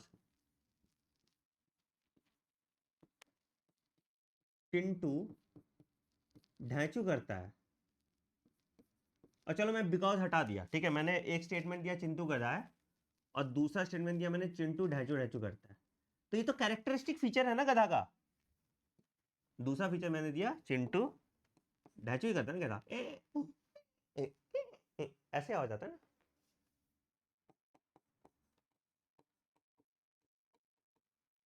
ठीक है, क्या ये असर्शन ट्रू है? बिल्कुल, चिंटू गधा है, हरकत उसकी वैसी है। क्या ये भी ट्रू है? ये भी ट्रू है। क्या ये इसको एक्सप्लेन कर रहा है? हाँ, ढैचू कर रहा है इसलिए तो गधा है, कैरेक्टरिस्टिक फीचर है गधा का। बट वही मैंने स्टेटमेंट 1 लिखा कि चिंटू गधा है, और मैंने स्टेटमेंट 2 लिखा कि चिंटू के 4 टांग हैं, चिंटू के 4 टांग हैं। अब यहां भी स्टेटमेंट 1 ट्रू है, स्टेटमेंट 2 भी ट्रू है, बट क्या ये इसको एक्सप्लेन कर रहा है? नहीं कर रहा है एक्सप्लेन। तो यहां पे ऑप्शन क्या हो जाएगा? यहां पे ऑप्शन बी आ जाएगा, असर्शन ट्रू है, रीजन ट्रू है, but reason is not the correct explanation. Assertion true है, रीजन ट्रू है, but reason is not the correct explanation. क्यों? क्योंकि 4 टांग का तो घोड़ा भी हो सकता था ना, हम गधा ही क्यों समझे चिंटू को। This is how you solve assertion reason question. इससे बढ़िया एग्जांपल नहीं दे सकता। This is how you solve assertion reason question. तो यहां स्टेटमेंट 1 देखो बेटा, स्टेटमेंट 1 क्या है? स्टेटमेंट 1 ये कह रहा है कि रुडोल्फ विर्चो ने मॉडिफाई किया था सेल थ्योरी को। कैसे मॉडिफाई किया था? रुडोल्फ विर्चो ने तो यही बोला था ना, cells arise from pre existing cell. तो ये तो एक्सप्लेन कर रहा है ना, दिस इज एक्सप्लेनिंग। इसीलिए मैंने ऐसा क्वेश्चन डाला था कि तुम्हारा हवा टाइट हो जाए पहले ही। This is explaining. अब यहां पे तुमको कितना भी टीचर पढ़ा दे, 3 घंटा भी तुमको सेल थ्योरी पढ़ाए, फिर भी तुम इस तरह के सवाल गलत करोगे जब तक तुम इस तरह के सवाल को सॉल्व नहीं करते हो। आई बात सबको समझ में? एक बार बताओ, असर्शन रीजन का बेसिक फंडामेंटल क्या है? आई बात सबको समझ में? असर्शन रीजन का बेसिक फंडामेंटल क्या है? बहुत बढ़िया। अभी भी तुम सही नहीं करोगे, अभी भी तुम गलती करोगे, मैं तुम्हें झूठी दिलासा नहीं दूंगा, अभी भी तुम गलत करोगे, बट हम इतने प्रैक्टिस करेंगे असर्शन रीजन कि तुम उसके बाद सही कर दोगे। तो क्या भैया, both assertion and reason is true and reason is the correct explanation. चलो, हमने नीट 2026 की शुरुआत की है एक गलत आंसर देके। Congratulations to all of you. चलिए दूसरे सवाल पे आते हैं, इसलिए मैं अच्छे सवाल आपको कराऊंगा, मैं ये सवाल नहीं कराऊंगा जिससे तुमको लगे कि क्या करा रहे हैं सर। ठीक है, चलिए दूसरा सवाल आते हैं।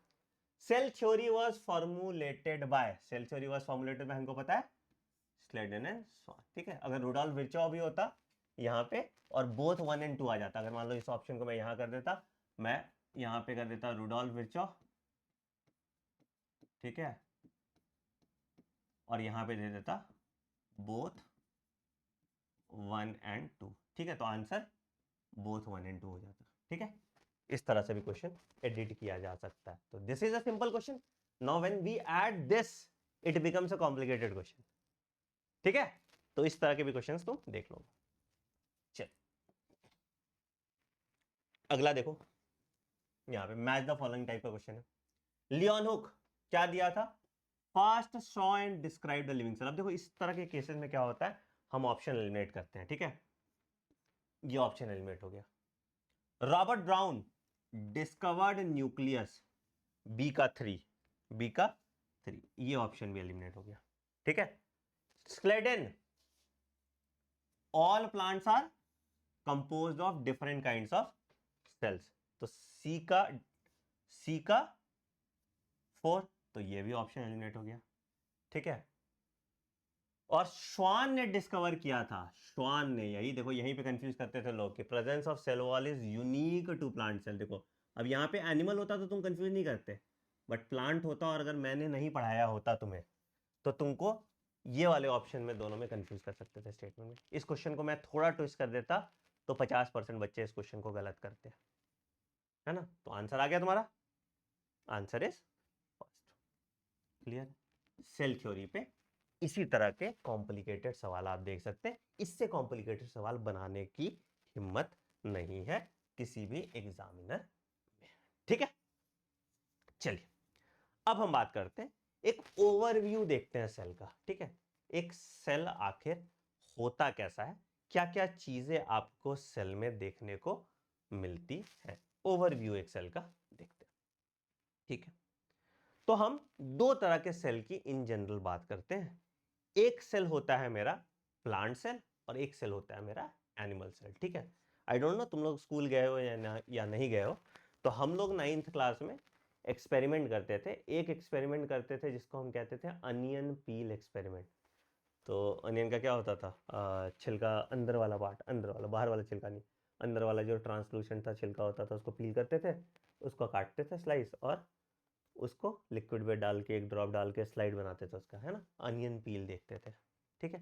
तो एक अनियन पील देखते थे, और उसके बाद फिर क्या होता था, एक और एक्सपेरिमेंट करते थे हम लोग। फिर अंदर एक कुछ सिक्की सा सीख सा देते थे और चीक सेल खोद के निकालते थे, है ना। उसके छाले आ जाते थे आपके मुंह में, राइट। तो दूसरा जो एक्सपेरिमेंट हमने किया था that was human cheek cell पे, जो एनिमल से था। दोनों को हम माइक्रोस्कोप में देखते थे। क्या डिफरेंस आपको दिखता था, अगर हम बाहर सेल के मेम्ब्रेन की बात करें तो अनियन सेल क्या है, प्लांट सेल है, it is a typical plant cell and it has distinct cell wall और सेल मेम्ब्रेन भी प्रेजेंट है। सेल मेम्ब्रेन अंदर होगा, सेल वॉल बाहर की तरफ होगा। सेल वॉल डेड होता है, खैर इस पर भी हम आगे बात करेंगे, ठीक है। ह्यूमन चीक सेल या एनिमल सेल को जब हम देखते हैं तो हमको सेल वॉल एब्सेंट दिखता है और cell membrane is the outer delimiting membrane. So the outermost membrane of a plant cell is cell wall and the outermost membrane of an animal cell is plasma membrane. Of an animal cell is plasma membrane. ठीक है, अच्छा। इसके बाद हमको cell के अंदर क्या सबसे बड़ा ऑर्गेनेल दिखेगा, सबसे बड़ा स्ट्रक्चर होगा, दैट इज न्यूक्लियस, ठीक है। तो डेंस मेम्ब्रेन बाउंड न्यूक्लियस हमको देखने को मिलता है कहां पे, यूकैरियोटिक सेल में। प्रोकैरियोटिक सेल में हमको मेम्ब्रेन बाउंड सेल ऑर्गेनेल्स नहीं दिखता, मतलब है ना, मेम्ब्रेन बाउंड सेल ऑर्गेनेल्स हमको प्रोकैरियोटिक सेल में नहीं दिखता, तो मेम्ब्रेन बाउंड न्यूक्लियस भी नहीं दिखेगा। जब सेल ऑर्गेनेल ही नहीं है, न्यूक्लियस भी तो सेल ऑर्गेनेल ही है, तो मेम्ब्रेन बाउंड न्यूक्लियस हमको प्रोकैरियोटिक सेल में नहीं देखने को मिलेगा। न्यूक्लियस जो जेनेटिक मटेरियल होता है प्रोकैरियोटिक रीजन में, वो एक रीजन में इनक्लोज होता है जिसको हम कहते हैं न्यूक्लियोइड। वो एक रीजन में इनक्लोज होता है जिसको हम कहते हैं न्यूक्लियोइड। तो membrane bound nucleus is absent in prokaryotic cell. Membrane bound nucleus is absent in prokaryotic cell. ठीक है, अच्छा। उसके बाद क्या चीज होता है दोनों में, दोनों प्रोकैरियोटिक सेल और यूकैरियोटिक सेल के पास एक सेमी फ्लूइड मैट्रिक्स होता है। अब सेमी फ्लूइड क्यों कहता हूं, पूरा फ्लूइड मैट्रिक्स तो है नहीं, है ना, क्योंकि उसके अंदर कुछ पार्टिकल्स भी हैं, सॉलिड पार्ट्स भी हैं जो सेल ऑर्गेनेल्स होते हैं, है ना, बाकी फ्लूइड पार्ट है, ठीक है। तो इस सेमी फ्लूइड मैट्रिक्स को हम कहते हैं साइटोप्लाज्म, ठीक है। And this cytoplasm occupies the volume of the cell and it is the main arena of cellular activity. और जितने केमिकल एक्टिविटीज होते हैं या जितने केमिकल रिएक्शन होते हैं या जो मेटाबॉलिज्म होता है वो इसी साइटोप्लाज्म में होता है, जिससे सेल जिंदा रह पाता है। आइए इस पे थोड़ी चर्चा करते हैं, थोड़ा समझने का कोशिश करते हैं दो टर्मिनोलॉजीज, ठीक है। बहुत इंपॉर्टेंट बात हम करेंगे अभी, ध्यान से सुनो मेरी बात थोड़ी देर। ये मेरा एक टिपिकल सेल है, ठीक है, ये मेरा एक टिपिकल सेल है।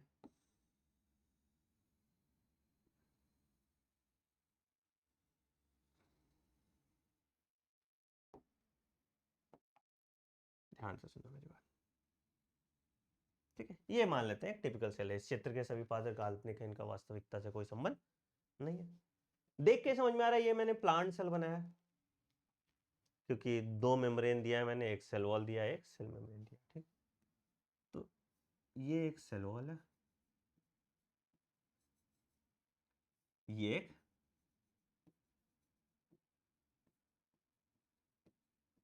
Cell membrane. Cell membrane living होता है, मेम्ब्रेन मतलब कवरिंग होता है, छिलका, है ना, कवरिंग होता है, ठीक है।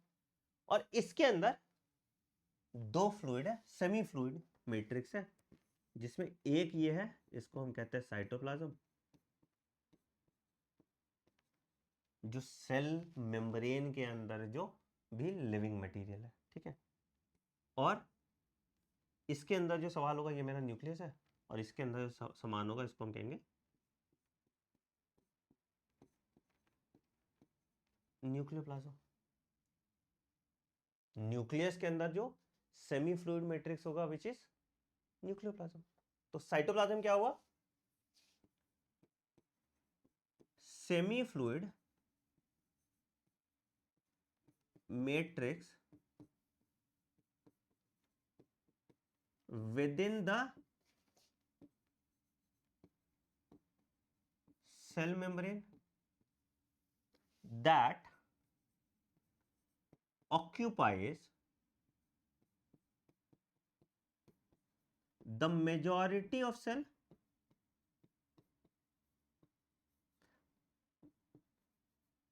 except nucleoplasm.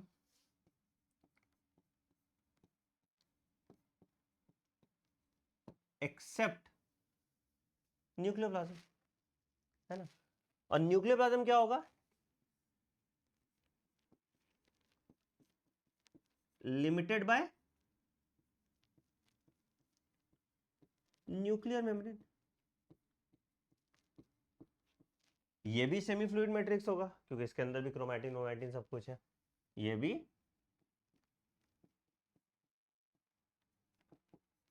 Semi fluid matrix होगा, और ये भी लिविंग होगा, ये भी लिविंग होगा, यहां भी लिविंग रिएक्शन होगा, यहां भी लिविंग रिएक्शन होगा। और अगर हम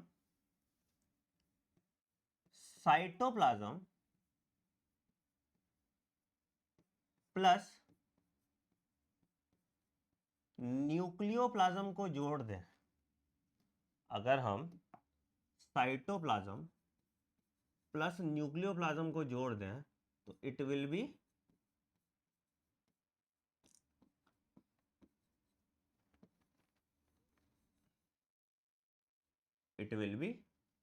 प्रोटोप्लाज्म। तो प्रोटोप्लाज्म क्या हो गया? Protoplasm is the total living matter inside the cell. The total living matter inside the cell will be protoplasm. तो protoplasm, the total living matter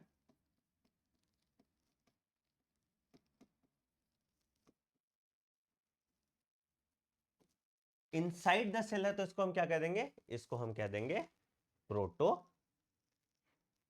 इसको हम कह देंगे प्रोटोप्लाज्म, ठीक है। टर्म प्रोटोप्लाज्म दिया था जेई पुरकिंजे ने, ठीक है। टर्म साइटोप्लाज्म कॉइन किया था कोलिकर 1963 में, और स्ट्रासबर्गर 1882 में, सॉरी 1863 में और 1882 में, ठीक है। ठीक है, अब बोलोगे सर दोनों में से कौन सा है? पहले इसने नाम रखा था पॉपुलराइज, स्ट्रासबर्गर ने किया था। तो तुमको दोनों आंसर मिल जाता है जब तुम गूगल करोगे तो, ठीक है। तो टर्म ऑप्शन देख लेना, और ऑप्शन देख के एलिमिनेट कर लेना, ठीक है। तो पुरकिंजे ने टर्म प्रोटोप्लाज्म दिया था, कोलिकर और स्ट्रासबर्गर ने टर्म साइटोप्लाज्म दिया था, ठीक है। एक पॉइंट यहां पे प्लीज नोट कर लीजिएगा,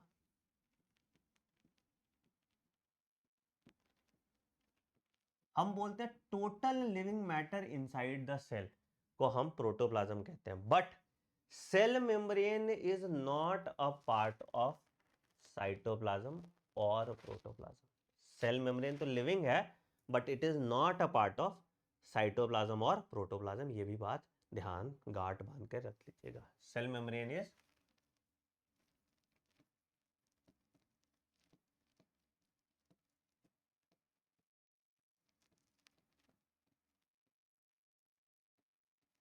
पार्ट ऑफ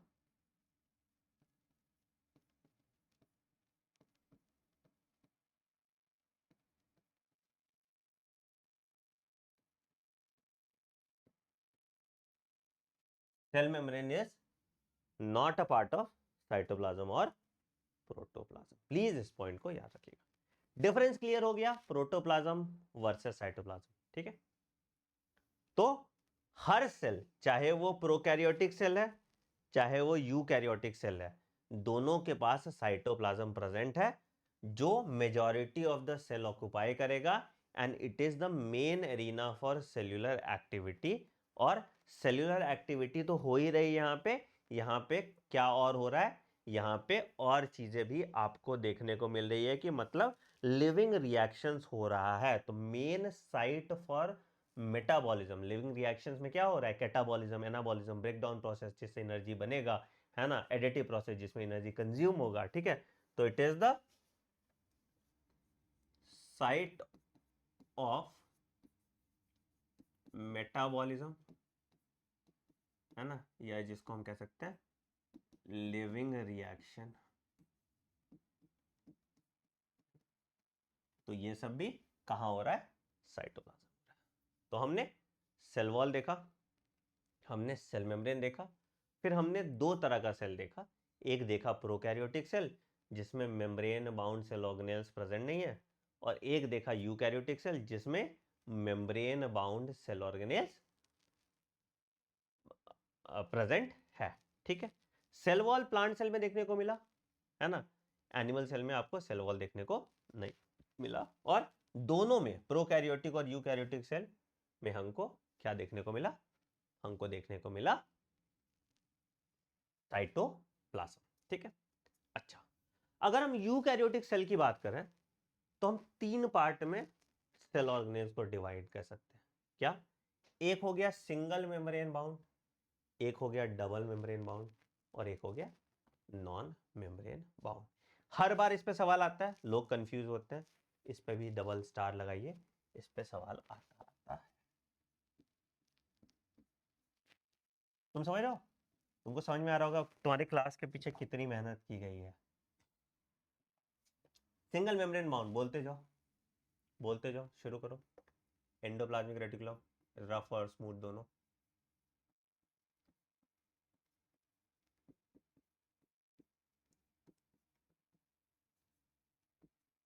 गोल्जी कॉम्प्लेक्स,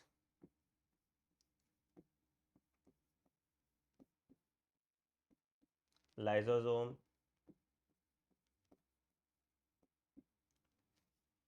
तुम्हारा vacuole, पेरोक्सीजोम,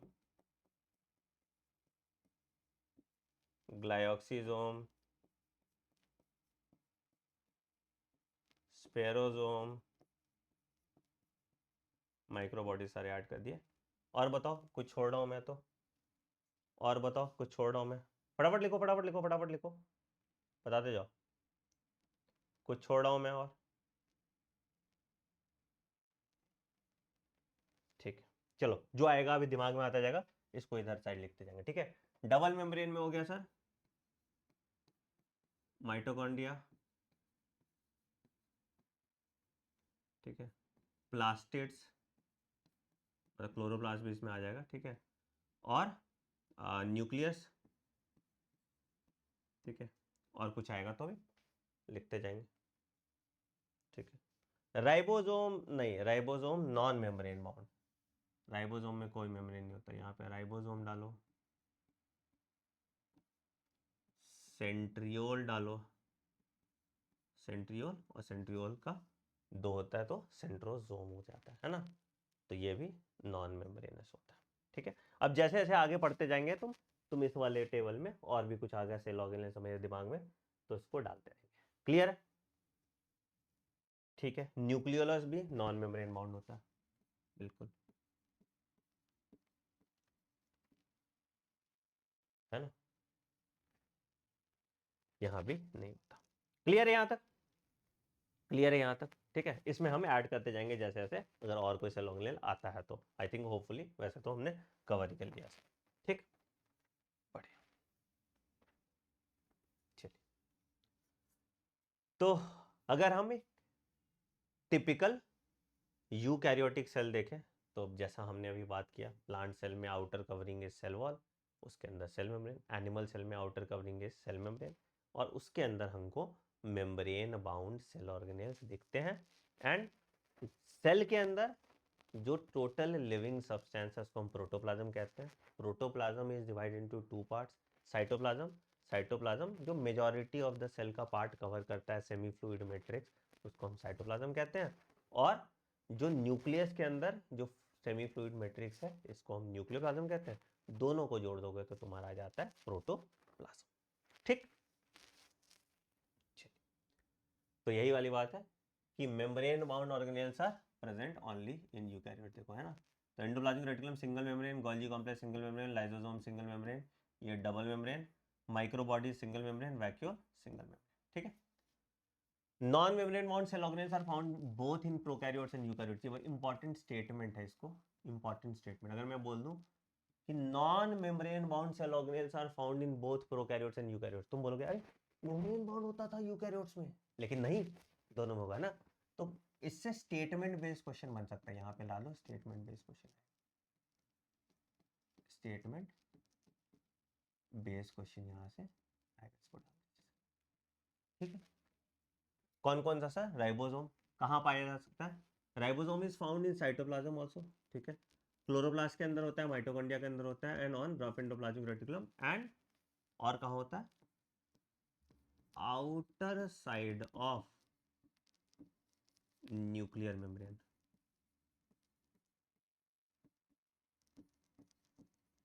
outer side of nuclear membrane भी आपको राइबोसोम देखने को मिलता है ना। राइबोसोम के बारे में भी हम डिटेल में चर्चा करेंगे ही।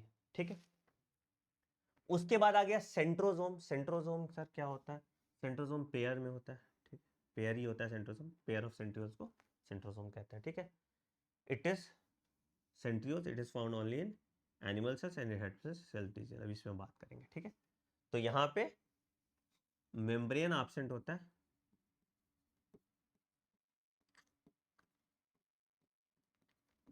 एक मटेरियल इसको सराउंड करता है जिसको पेरीसेंट्रियोलर मटेरियल कहते हैं, जो उसके बाहर होता है। ठीक है। पेरी, पेरी मतलब बाहर, centriolar material is present outside outside cell wall, pericentriolar material is present outside centrioles. ठीक है, but do not mistake it for membrane. तो मान लो कि एक सेंट्रियोल ऐसे, दोनों ऐसे कार्टविल लाइक अरेंजमेंट होता है, तो दूसरा ऐसे हो गया। ठीक है।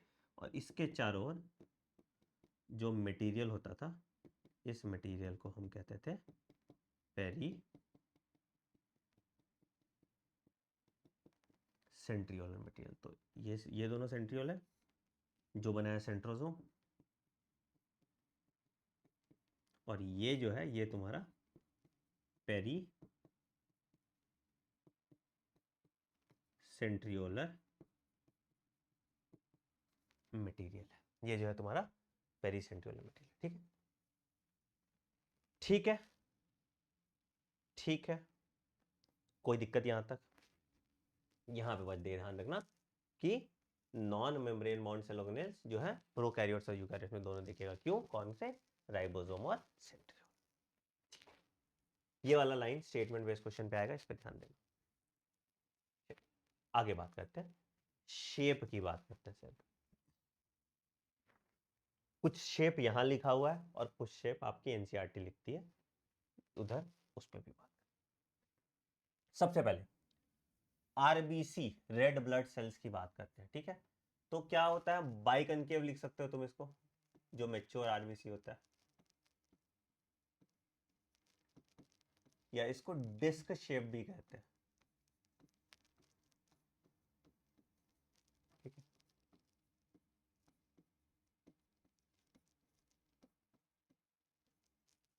ठीक, क्यों है ये? क्योंकि it lacks nucleus, it lacks mitochondria and it cannot divide। तो क्या इसके पास सेंट्रियोल होगा? नहीं। क्या इसके पास सेंट्रियोल होगा? नहीं, क्योंकि वो डिवाइड नहीं कर सकता। सेंट्रोसोम बेटा अभी हम इस पे बात करें, सेंट्रोसोम पे अभी बात करेंगे, अभी तो सेंट्रोसोम पे बात करने की जरूरत नहीं है ना, अभी तो सेंट्रोसोम पे बात होगी थोड़ी देर बाद, ठीक है। जब हम सेल ऑर्गेनेल बात करेंगे, तो मैंने सिर्फ स्ट्रक्चर दिखाया तुमको, ओवरव्यू कर रहे हैं अभी हम लोग, अभी हम इंट्रोडक्शन पे हैं, ठीक है। तो मेच्योर आरबीसी बाइकनकेव होता है, इमेच्योर आरबीसी कैसा होगा? सर्कुलर होगा।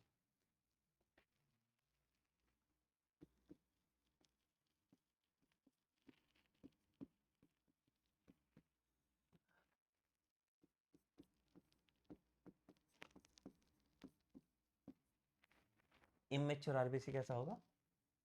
सर्कुलर, ठीक है। डब्ल्यूबीसी की बात करते हैं, तो डब्ल्यूबीसी का अलग अलग शेप होता है, बट अभी जो हम डब्ल्यूबीसी की बात करें एमीबॉइड शेप वाली, वो हम बात करें न्यूट्रोफिल्स और मोनोसाइट्स की बात कर रहे हैं, ठीक है। एमीबॉइड शेप मतलब इरेगुलर शेप कह सकते हैं इसको, ठीक है। क्या काम होता है ये इरेगुलर शेप होने के कारण?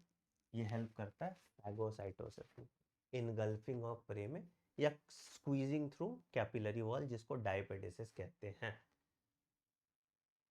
हाँ, क्या न्यूक्लियस प्रेजेंट होगा इमेच्योर आरबीसी में? बिल्कुल, इमेच्योर आरबीसी में न्यूक्लियस प्रेजेंट होगा, बाद में न्यूक्लियस खत्म हो जाता है, ठीक है, बिल्कुल प्रेजेंट होगा, ठीक है।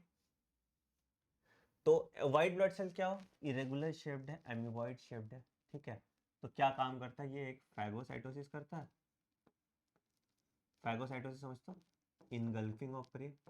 और दूसरा एक फिनोमिना होता है, इसको कहते हैं डायपेडेसिस, मतलब ये कैपिलरी वॉल से स्क्वीज कर सकता है, किसी तरह का शेप का है ना। मान लो मेरा कोई शेप है, जैसे मेरा बिल्ला है, ठीक है, बिल्ला इतना फ्लेक्सिबल है कि ऐसे पतले जगह से निकल जाता है, ठीक है। तो वही ऐसे कोई शेप है ही नहीं, फिलामेंट बन जाएगा, कहीं से पतले से निकल जाएगा।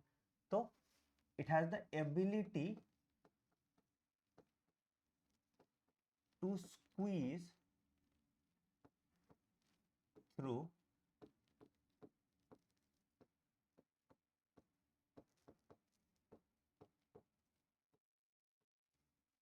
कैपिलरी वॉल, ठीक है। क्या कहते हैं इस फिनोमिना को? इस फिनोमिना को हम कहते हैं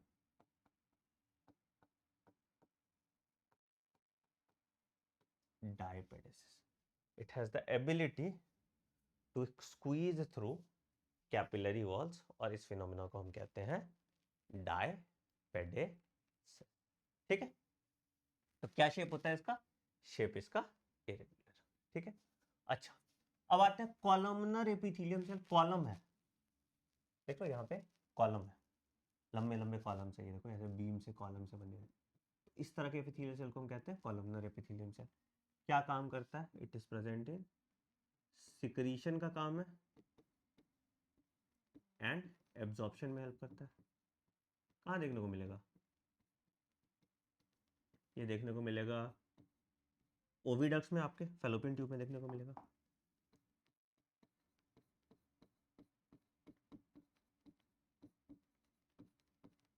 और गॉल ब्लैडर में देखने को आपको मिल जाएगा। ये आपको देखने को मिल जाएगा फैलोपियन ट्यूब में, और गॉल ब्लैडर में देखने को आपको मिल जाएगा, ठीक है। फिर आते हैं nerve cell, branch and long या ब्रांच एंड इलोंगेटेड है। क्या करता है? कंडक्शन ऑफ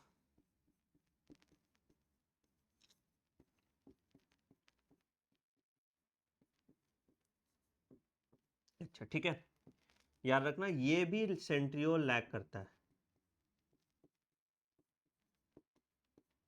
मतलब कैन नॉट डिवाइड। ये भी सेंट्रियोल लैक करता है, और ये भी डिवाइड नहीं कर सकता है, ये भी सेंट्रियोल लैक करता है और ये भी डिवाइड नहीं कर सकता, ठीक है। अच्छा, ट्रैकीड इलोंगेटेड है, क्या होता है, ट्रकीड वेसल्स हम पढ़ते हैं ना, तो ये क्या होता है, conduction of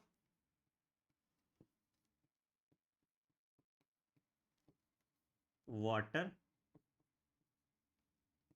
in plants, conduction of water in plants. So tracheids elongated, it helps in conduction of water in plants. Upward conduction of water कराता है, इसलिए पतला ट्यूब है, पतला ट्यूब है तो पानी ऊपर जल्दी जा सकता है, प्रेशर में जा सकता है, ठीक है। मीजोफिल सेल्स राउंड होते हैं, ओवल होते हैं, सिलिंड्रिकल होते हैं, तो दो तरह का इसका पैरेन्काइमा बनता था, है ना। एक हम इसको कहते थे पैलिसेड सेल्स, इसी का टाइप होता है डॉर्सी वेंट्रल लीफ में। यार बॉटनी आती है मुझे, फालतू हम अंडरस्टिमेट करते हैं खुद को। ये सिलिंड्रिकल होता था, है ना। इसी का दूसरा टाइप होता था स्पंजी, ठीक है। तो मेसोफिल सेल्स राउंड और ओवल होता है, ठीक है। क्या दे कंटेन क्लोरोप्लास्ट, है ना, एंड हेल्प्स इन फोटोसिंथेसिस। क्या चीज में हेल्प करते हैं ये आपके फोटोसिंथेसिस में हेल्प करते हैं, they help in photosynthesis. Clear है, बढ़िया।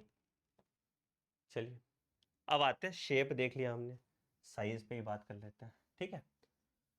तो स्मॉलेस्ट सेल, जन जन्मांतर से सवाल आते गया माइकोप्लाज्मा, ठीक है। याद रखना माइकोप्लाज्मा प्रोकैरियोटिक सेल है and it lacks a cell wall, इस पे सवाल आता है, ठीक है। खैर आगे लिखा ही होगा, अभी छोड़ देते हैं, ठीक है। माइकोप्लाज्मा या यहाँ पे पीपीएलओ डाल दो, ठीक है। पीपीएलओ एक ही बात तो होती है, प्लीज मैं बार बार समझा रहा हूँ, प्ल्यूरो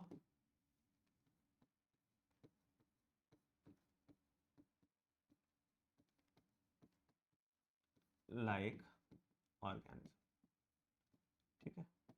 अब क्या हुआ है, कहीं पे जो साइज है इसका, ये 0.3 माइक्रोमीटर इन लेंथ एक जगह लिखा हुआ है, ठीक है। और एक डायग्राम देखोगे, एक एनसीईआरटी डायग्राम है इसी का, जहां पे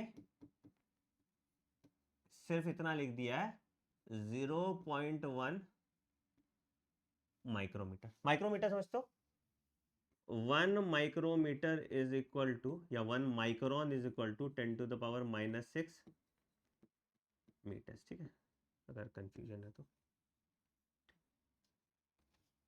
तो क्या हुआ कि एनसीईआरटी डायग्राम में 0.1 माइक्रोन लिखा, तो लोग को लगता है अरे दोनों अलग है, नहीं। यहाँ जो एनसीईआरटी डायग्राम में जो ये 0.1 माइक्रोन है, 0.1 से 0.5 माइक्रोन जो होता है, ये इसका डायमीटर की बात की है, ठीक है। और जो ये 0.3 माइक्रोन है, लगभग 0.3 से 0.5 माइक्रोन जो होता है, इसका लेंथ होता है, ठीक है। तो लेंथ और डायमीटर का डिफरेंस है, इसलिए अलग लगता है, सेम ऑर्गेनिजम्स है दोनों, ध्यान रखिएगा इस बात को, ठीक है। आई डोंट थिंक आपको किसी ने बात बताई होगी, ठीक है। Largest isolated single cell is आपका ऑस्ट्रिच का अंडा। साइज ऑफ बैक्टीरिया इज 3 से 5 माइक्रोमीटर, ठीक है। अगर वायरस की बात करेंगे तो वायरस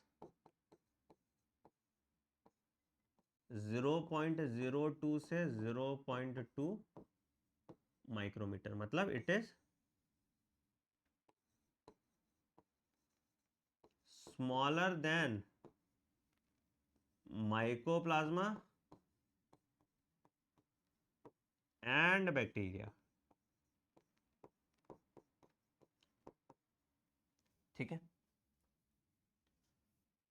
ह्यूमन आरबीसी का जो साइज है 7 माइक्रोमीटर डायमीटर में, तो डिश शेप्ड होता है, तो डायमीटर देखना ज्यादा आसान होता है, ठीक है। Nerve cell, it is the longest cell in human body, तो longest cell nerve cell, largest cell ostrich का अंडा, ठीक है। स्मॉलेस्ट सेल माइकोप्लाज्मा या पीपीएलओ, बैक्टीरियल सेल्स है 3 से 5 माइक्रोमीटर, और वायरस का 0.02 से 2 से 0.2 माइक्रोन। तो मतलब बैक्टीरिया प्रूफ फिल्टर से वायरस पास कर सकता है। तो एक पॉइंट यहां पे डाल सकते हैं कि virus can pass through bacteria proof filter. Virus can pass through bacteria proof filter. ठीक है, चलिए, और कुछ डिफरेंस प्रोकैरियोटिक सेल और यूकैरियोटिक सेल के बीच में भी देख लेते हैं। क्या sir? Membrane bound cell organelle absent होता है, यहाँ membrane bound cell organelle present होता है। ठीक है, न्यूक्लियस मेम्ब्रेन बाउंड नहीं होगा ऑब्वियसली, यहाँ मेम्ब्रेन बाउंड होगा। ठीक है, सेल्स छोटा होगा, यहाँ पे सेल बड़ा होगा। यहाँ पे सर्कुलर डीएनए होता है, यहाँ पे लीनियर डीएनए होता है। मीजोसोम प्रेजेंट है, यहाँ मीजोसोम प्रेजेंट नहीं होता। और यहाँ पे बैक्टीरिया आ गया, प्रोकैरियोटिक सेल बैक्टीरिया हो गया, और यहाँ एनिमल्स, प्लांट, प्रोटिस्ट, फंगाई सब आ गया। बाकी सारे यूकैरियोटिक सेल का पार्ट हो गए। ठीक, प्रोकैरियोटिक वर्सेस यूकैरियोटिक सेल अभी हम देखेंगे। चलिए, आइए एक बार ओवरव्यू ऑफ सेल का एनसीईआरटी एक्सप्लेनेशन देख लेते हैं। तो you have earlier observed that in onion peel and human cheek, cells under the microscope. Let us recollect that structure. Onion cell is a typical plant cell, has a distinct cell wall as its outer boundary. ठीक है, just within this there is a cell membrane. Cells of human cheek has an outer membrane as delimiting structure of the cell. तो cell membrane outer membrane है। ठीक है, अच्छा, inside each cell dense membrane bound structure होता है जिसको हम nucleus कहते हैं। न्यूक्लियस के पास क्रोमोसोम होता है जो जेनेटिक मटेरियल कंटेन करता है, इंफॉर्मेशन कंटेन करता है, विच इज डीएनए, आरएनए भी हो सकता है, ऐसा कोई जरूरत नहीं है। ठीक है, cells that have membrane bound nuclei, इसको हम यूकैरियोटिक सेल कहते हैं। जहां पे मेम्ब्रेन बाउंड ऑर्गेनेल्स या न्यूक्लियस प्रेजेंट नहीं है, इसको हम प्रोकैरियोटिक सेल कहते हैं। दोनों प्रोकैरियोटिक और यूकैरियोटिक सेल के पास एक सेमी फ्लूइड मैट्रिक्स होता है जिसको हम साइटोप्लाज्म कहते हैं, जो volume of the cell occupy करता है, and it is the main arena of cellular activity in both plant and animal cells, and it is the main arena of cellular activity in prokaryotic cells also, not only plant and animal cells, यहाँ पे prokaryotic cell also भी आ जाएगा, prokaryotic cell also भी आ जाएगा, also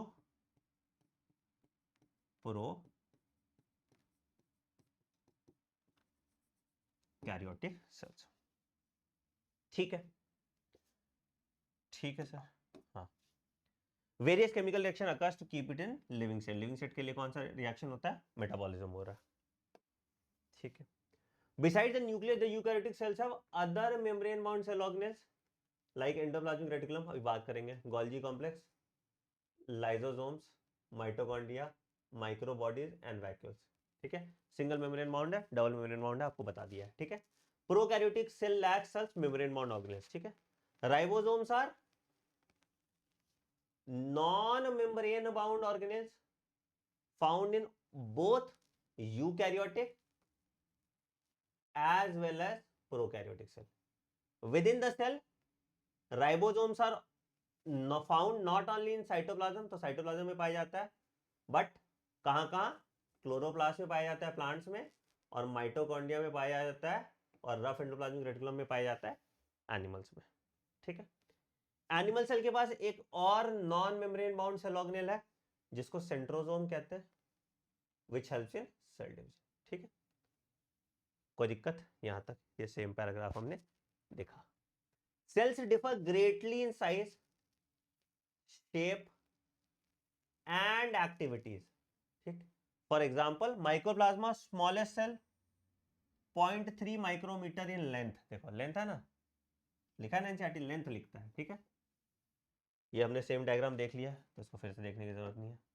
ठीक है, bacterial cell 3 से 5 micrometer, largest isolated single cell ostrich कंडा, RBC human red blood cells 7 micrometer in diameter, nerve cells longest cells. ठीक है, and cell vary in their shape also. ठीक है, कैसे कैसे? डिस्क लाइक है तो आरबीसी हो जाएगा, हमने बात की थी, है ना, डिस्क लाइक है तो आरबीसी हो जाएगा। पॉलीगोनल शेप है, पॉलीगॉन ऐसे किसी भी तरह का, ऐसे मान लो ऐसे ऐसे ऐसे फ्लैटेंड स्ट्रक्चर। ठीक है, तो ये पॉलीगोनल शेप हो गया, ठीक है। तो स्क्वैमस एपिथेलियम वगैरह जहां पे एक्सचेंज वगैरह होता है वो पॉलीगोनल हो सकता है, ठीक है। कॉलमनर, कॉलमनर एपिथेलियम में आपको देखने को मिलेगा कहाँ पे, आप देख सकते हो उसको गॉल ब्लैडर में, जहां भी डक्ट है ना, या फेलोपियन ट्यूब में, ओविडक्ट जिसको कहते हैं, ठीक है। क्यूबॉइडल एपिथेलियम, याद रखो एनसीईआरटी सवाल पूछती है, ब्रश बॉर्डर क्यूबॉइडल एपिथेलियम, जहां भी एब्जॉर्प्शन और सिक्रीशन होता है, प्रॉक्सिमल कॉन्वर्टेड ट्यूब्यूल,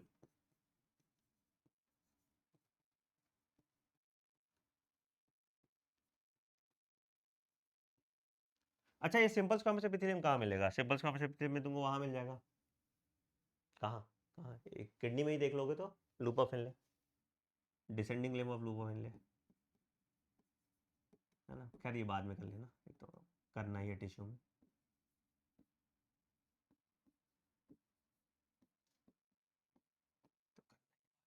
ठीक है, थ्रेड लाइक मतलब फिलामेंटस स्ट्रक्चर हो गया, फिलामेंटस स्ट्रक्चर, है ना। तो एक्टिन फिलामेंट हम पढ़ते हैं, मायोसिन फिलामेंट पढ़ते हैं, है ना।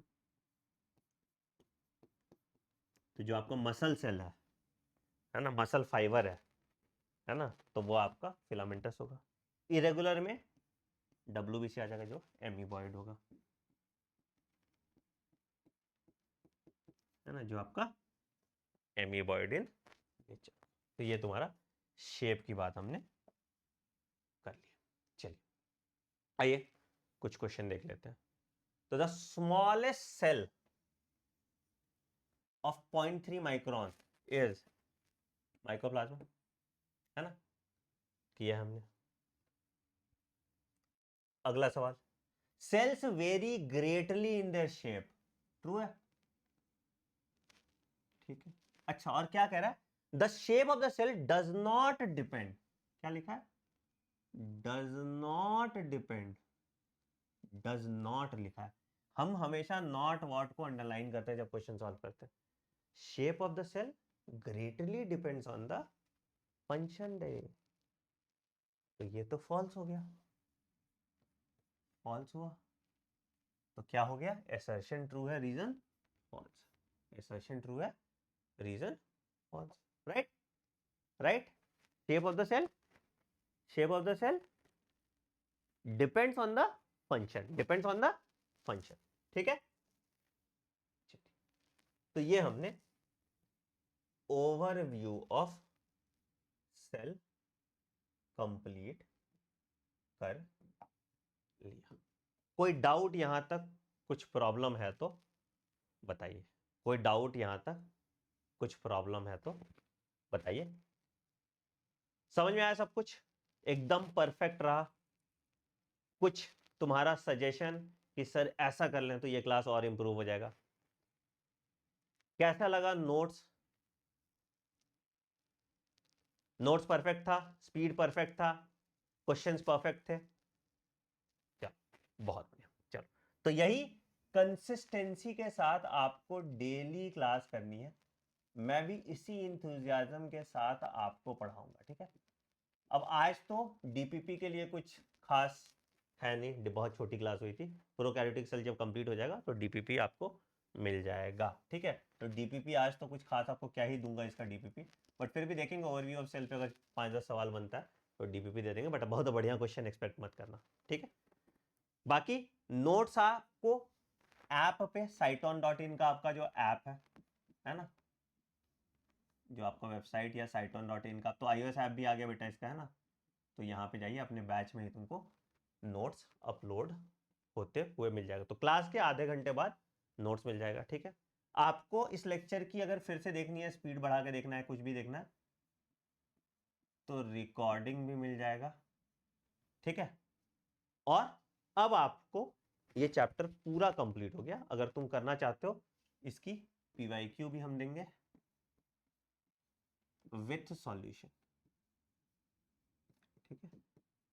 एंड इसी तरह से हम टॉपिक वाइज इतने ही डिटेल में, इतना ही एनसीईआरटी को एम्पलीफाई करके इस चैप्टर को पूरा कंप्लीट कर देने वाले हैं, ठीक है। तो I hope you enjoyed the class, हम पहली क्लास को YouTube पे भी स्ट्रीम कर रहे हैं, तो अगर आप YouTube पे इसको देख रहे हैं और आपने नोवा प्रीमियम बैच नहीं लिया है तो फटाफट ये गलती मत कीजिए, जाइए नोवा प्रीमियम बैच लीजिए हमारे वेबसाइट sciton.in पे। अभी आपका डिस्काउंट चल रहा है, आप कूपन कोड यूज़ करेंगे AIMS40 एंड आपको ये मिल जाएगा 20,999 पे। और जो बच्चे ले रखे हैं अभी कमेंट सेक्शन में बता पाएंगे कि कैसा है इस बैच का एक्सपीरियंस, प्रीमियम एक्सपीरियंस है यानी, जहां हम इंश्योर कर रहे हैं आपका सिलेक्शन को। कमेंट सेक्शन में ये भी बताना कि ऐसे नोट्स क्या आपने कभी इससे पहले देखे थे इतने डिटेल वाले, या इतना डिटेल में इस टॉपिक को पढ़ाया गया था आपको कभी, है ना। तो हम यही स्पीड के साथ, तुम देखो कि मैंने लिखाने का काम तुमसे बहुत ज़्यादा नहीं किया, तुम क्लास के बाद आराम से अपने पेज पे लिख सकते हो। मैंने लिखाने का बहुत ज़्यादा काम नहीं किया तुम्हारे लिए, मैं खुद 2 घंटे एक्स्ट्रा मेहनत करके आया ताकि मैं आपके 2 घंटे की प्रोडक्टिव क्लास ले पाऊँ बिना डिस्ट्रैक्शन के। यहाँ शोर नहीं होता, यहाँ शायरी नहीं होती, यहाँ हंगामा नहीं होता, यहाँ बखेड़ा नहीं होता, यहाँ सिर्फ सिंसियर बच्चे फोकस्ड वे में पढ़ते हैं। So see you tomorrow in the next class, जहाँ हम प्रोकैरियोटिक सेल करने वाले हैं। तब तक के लिए take care, bye bye and have a great day. Thank you.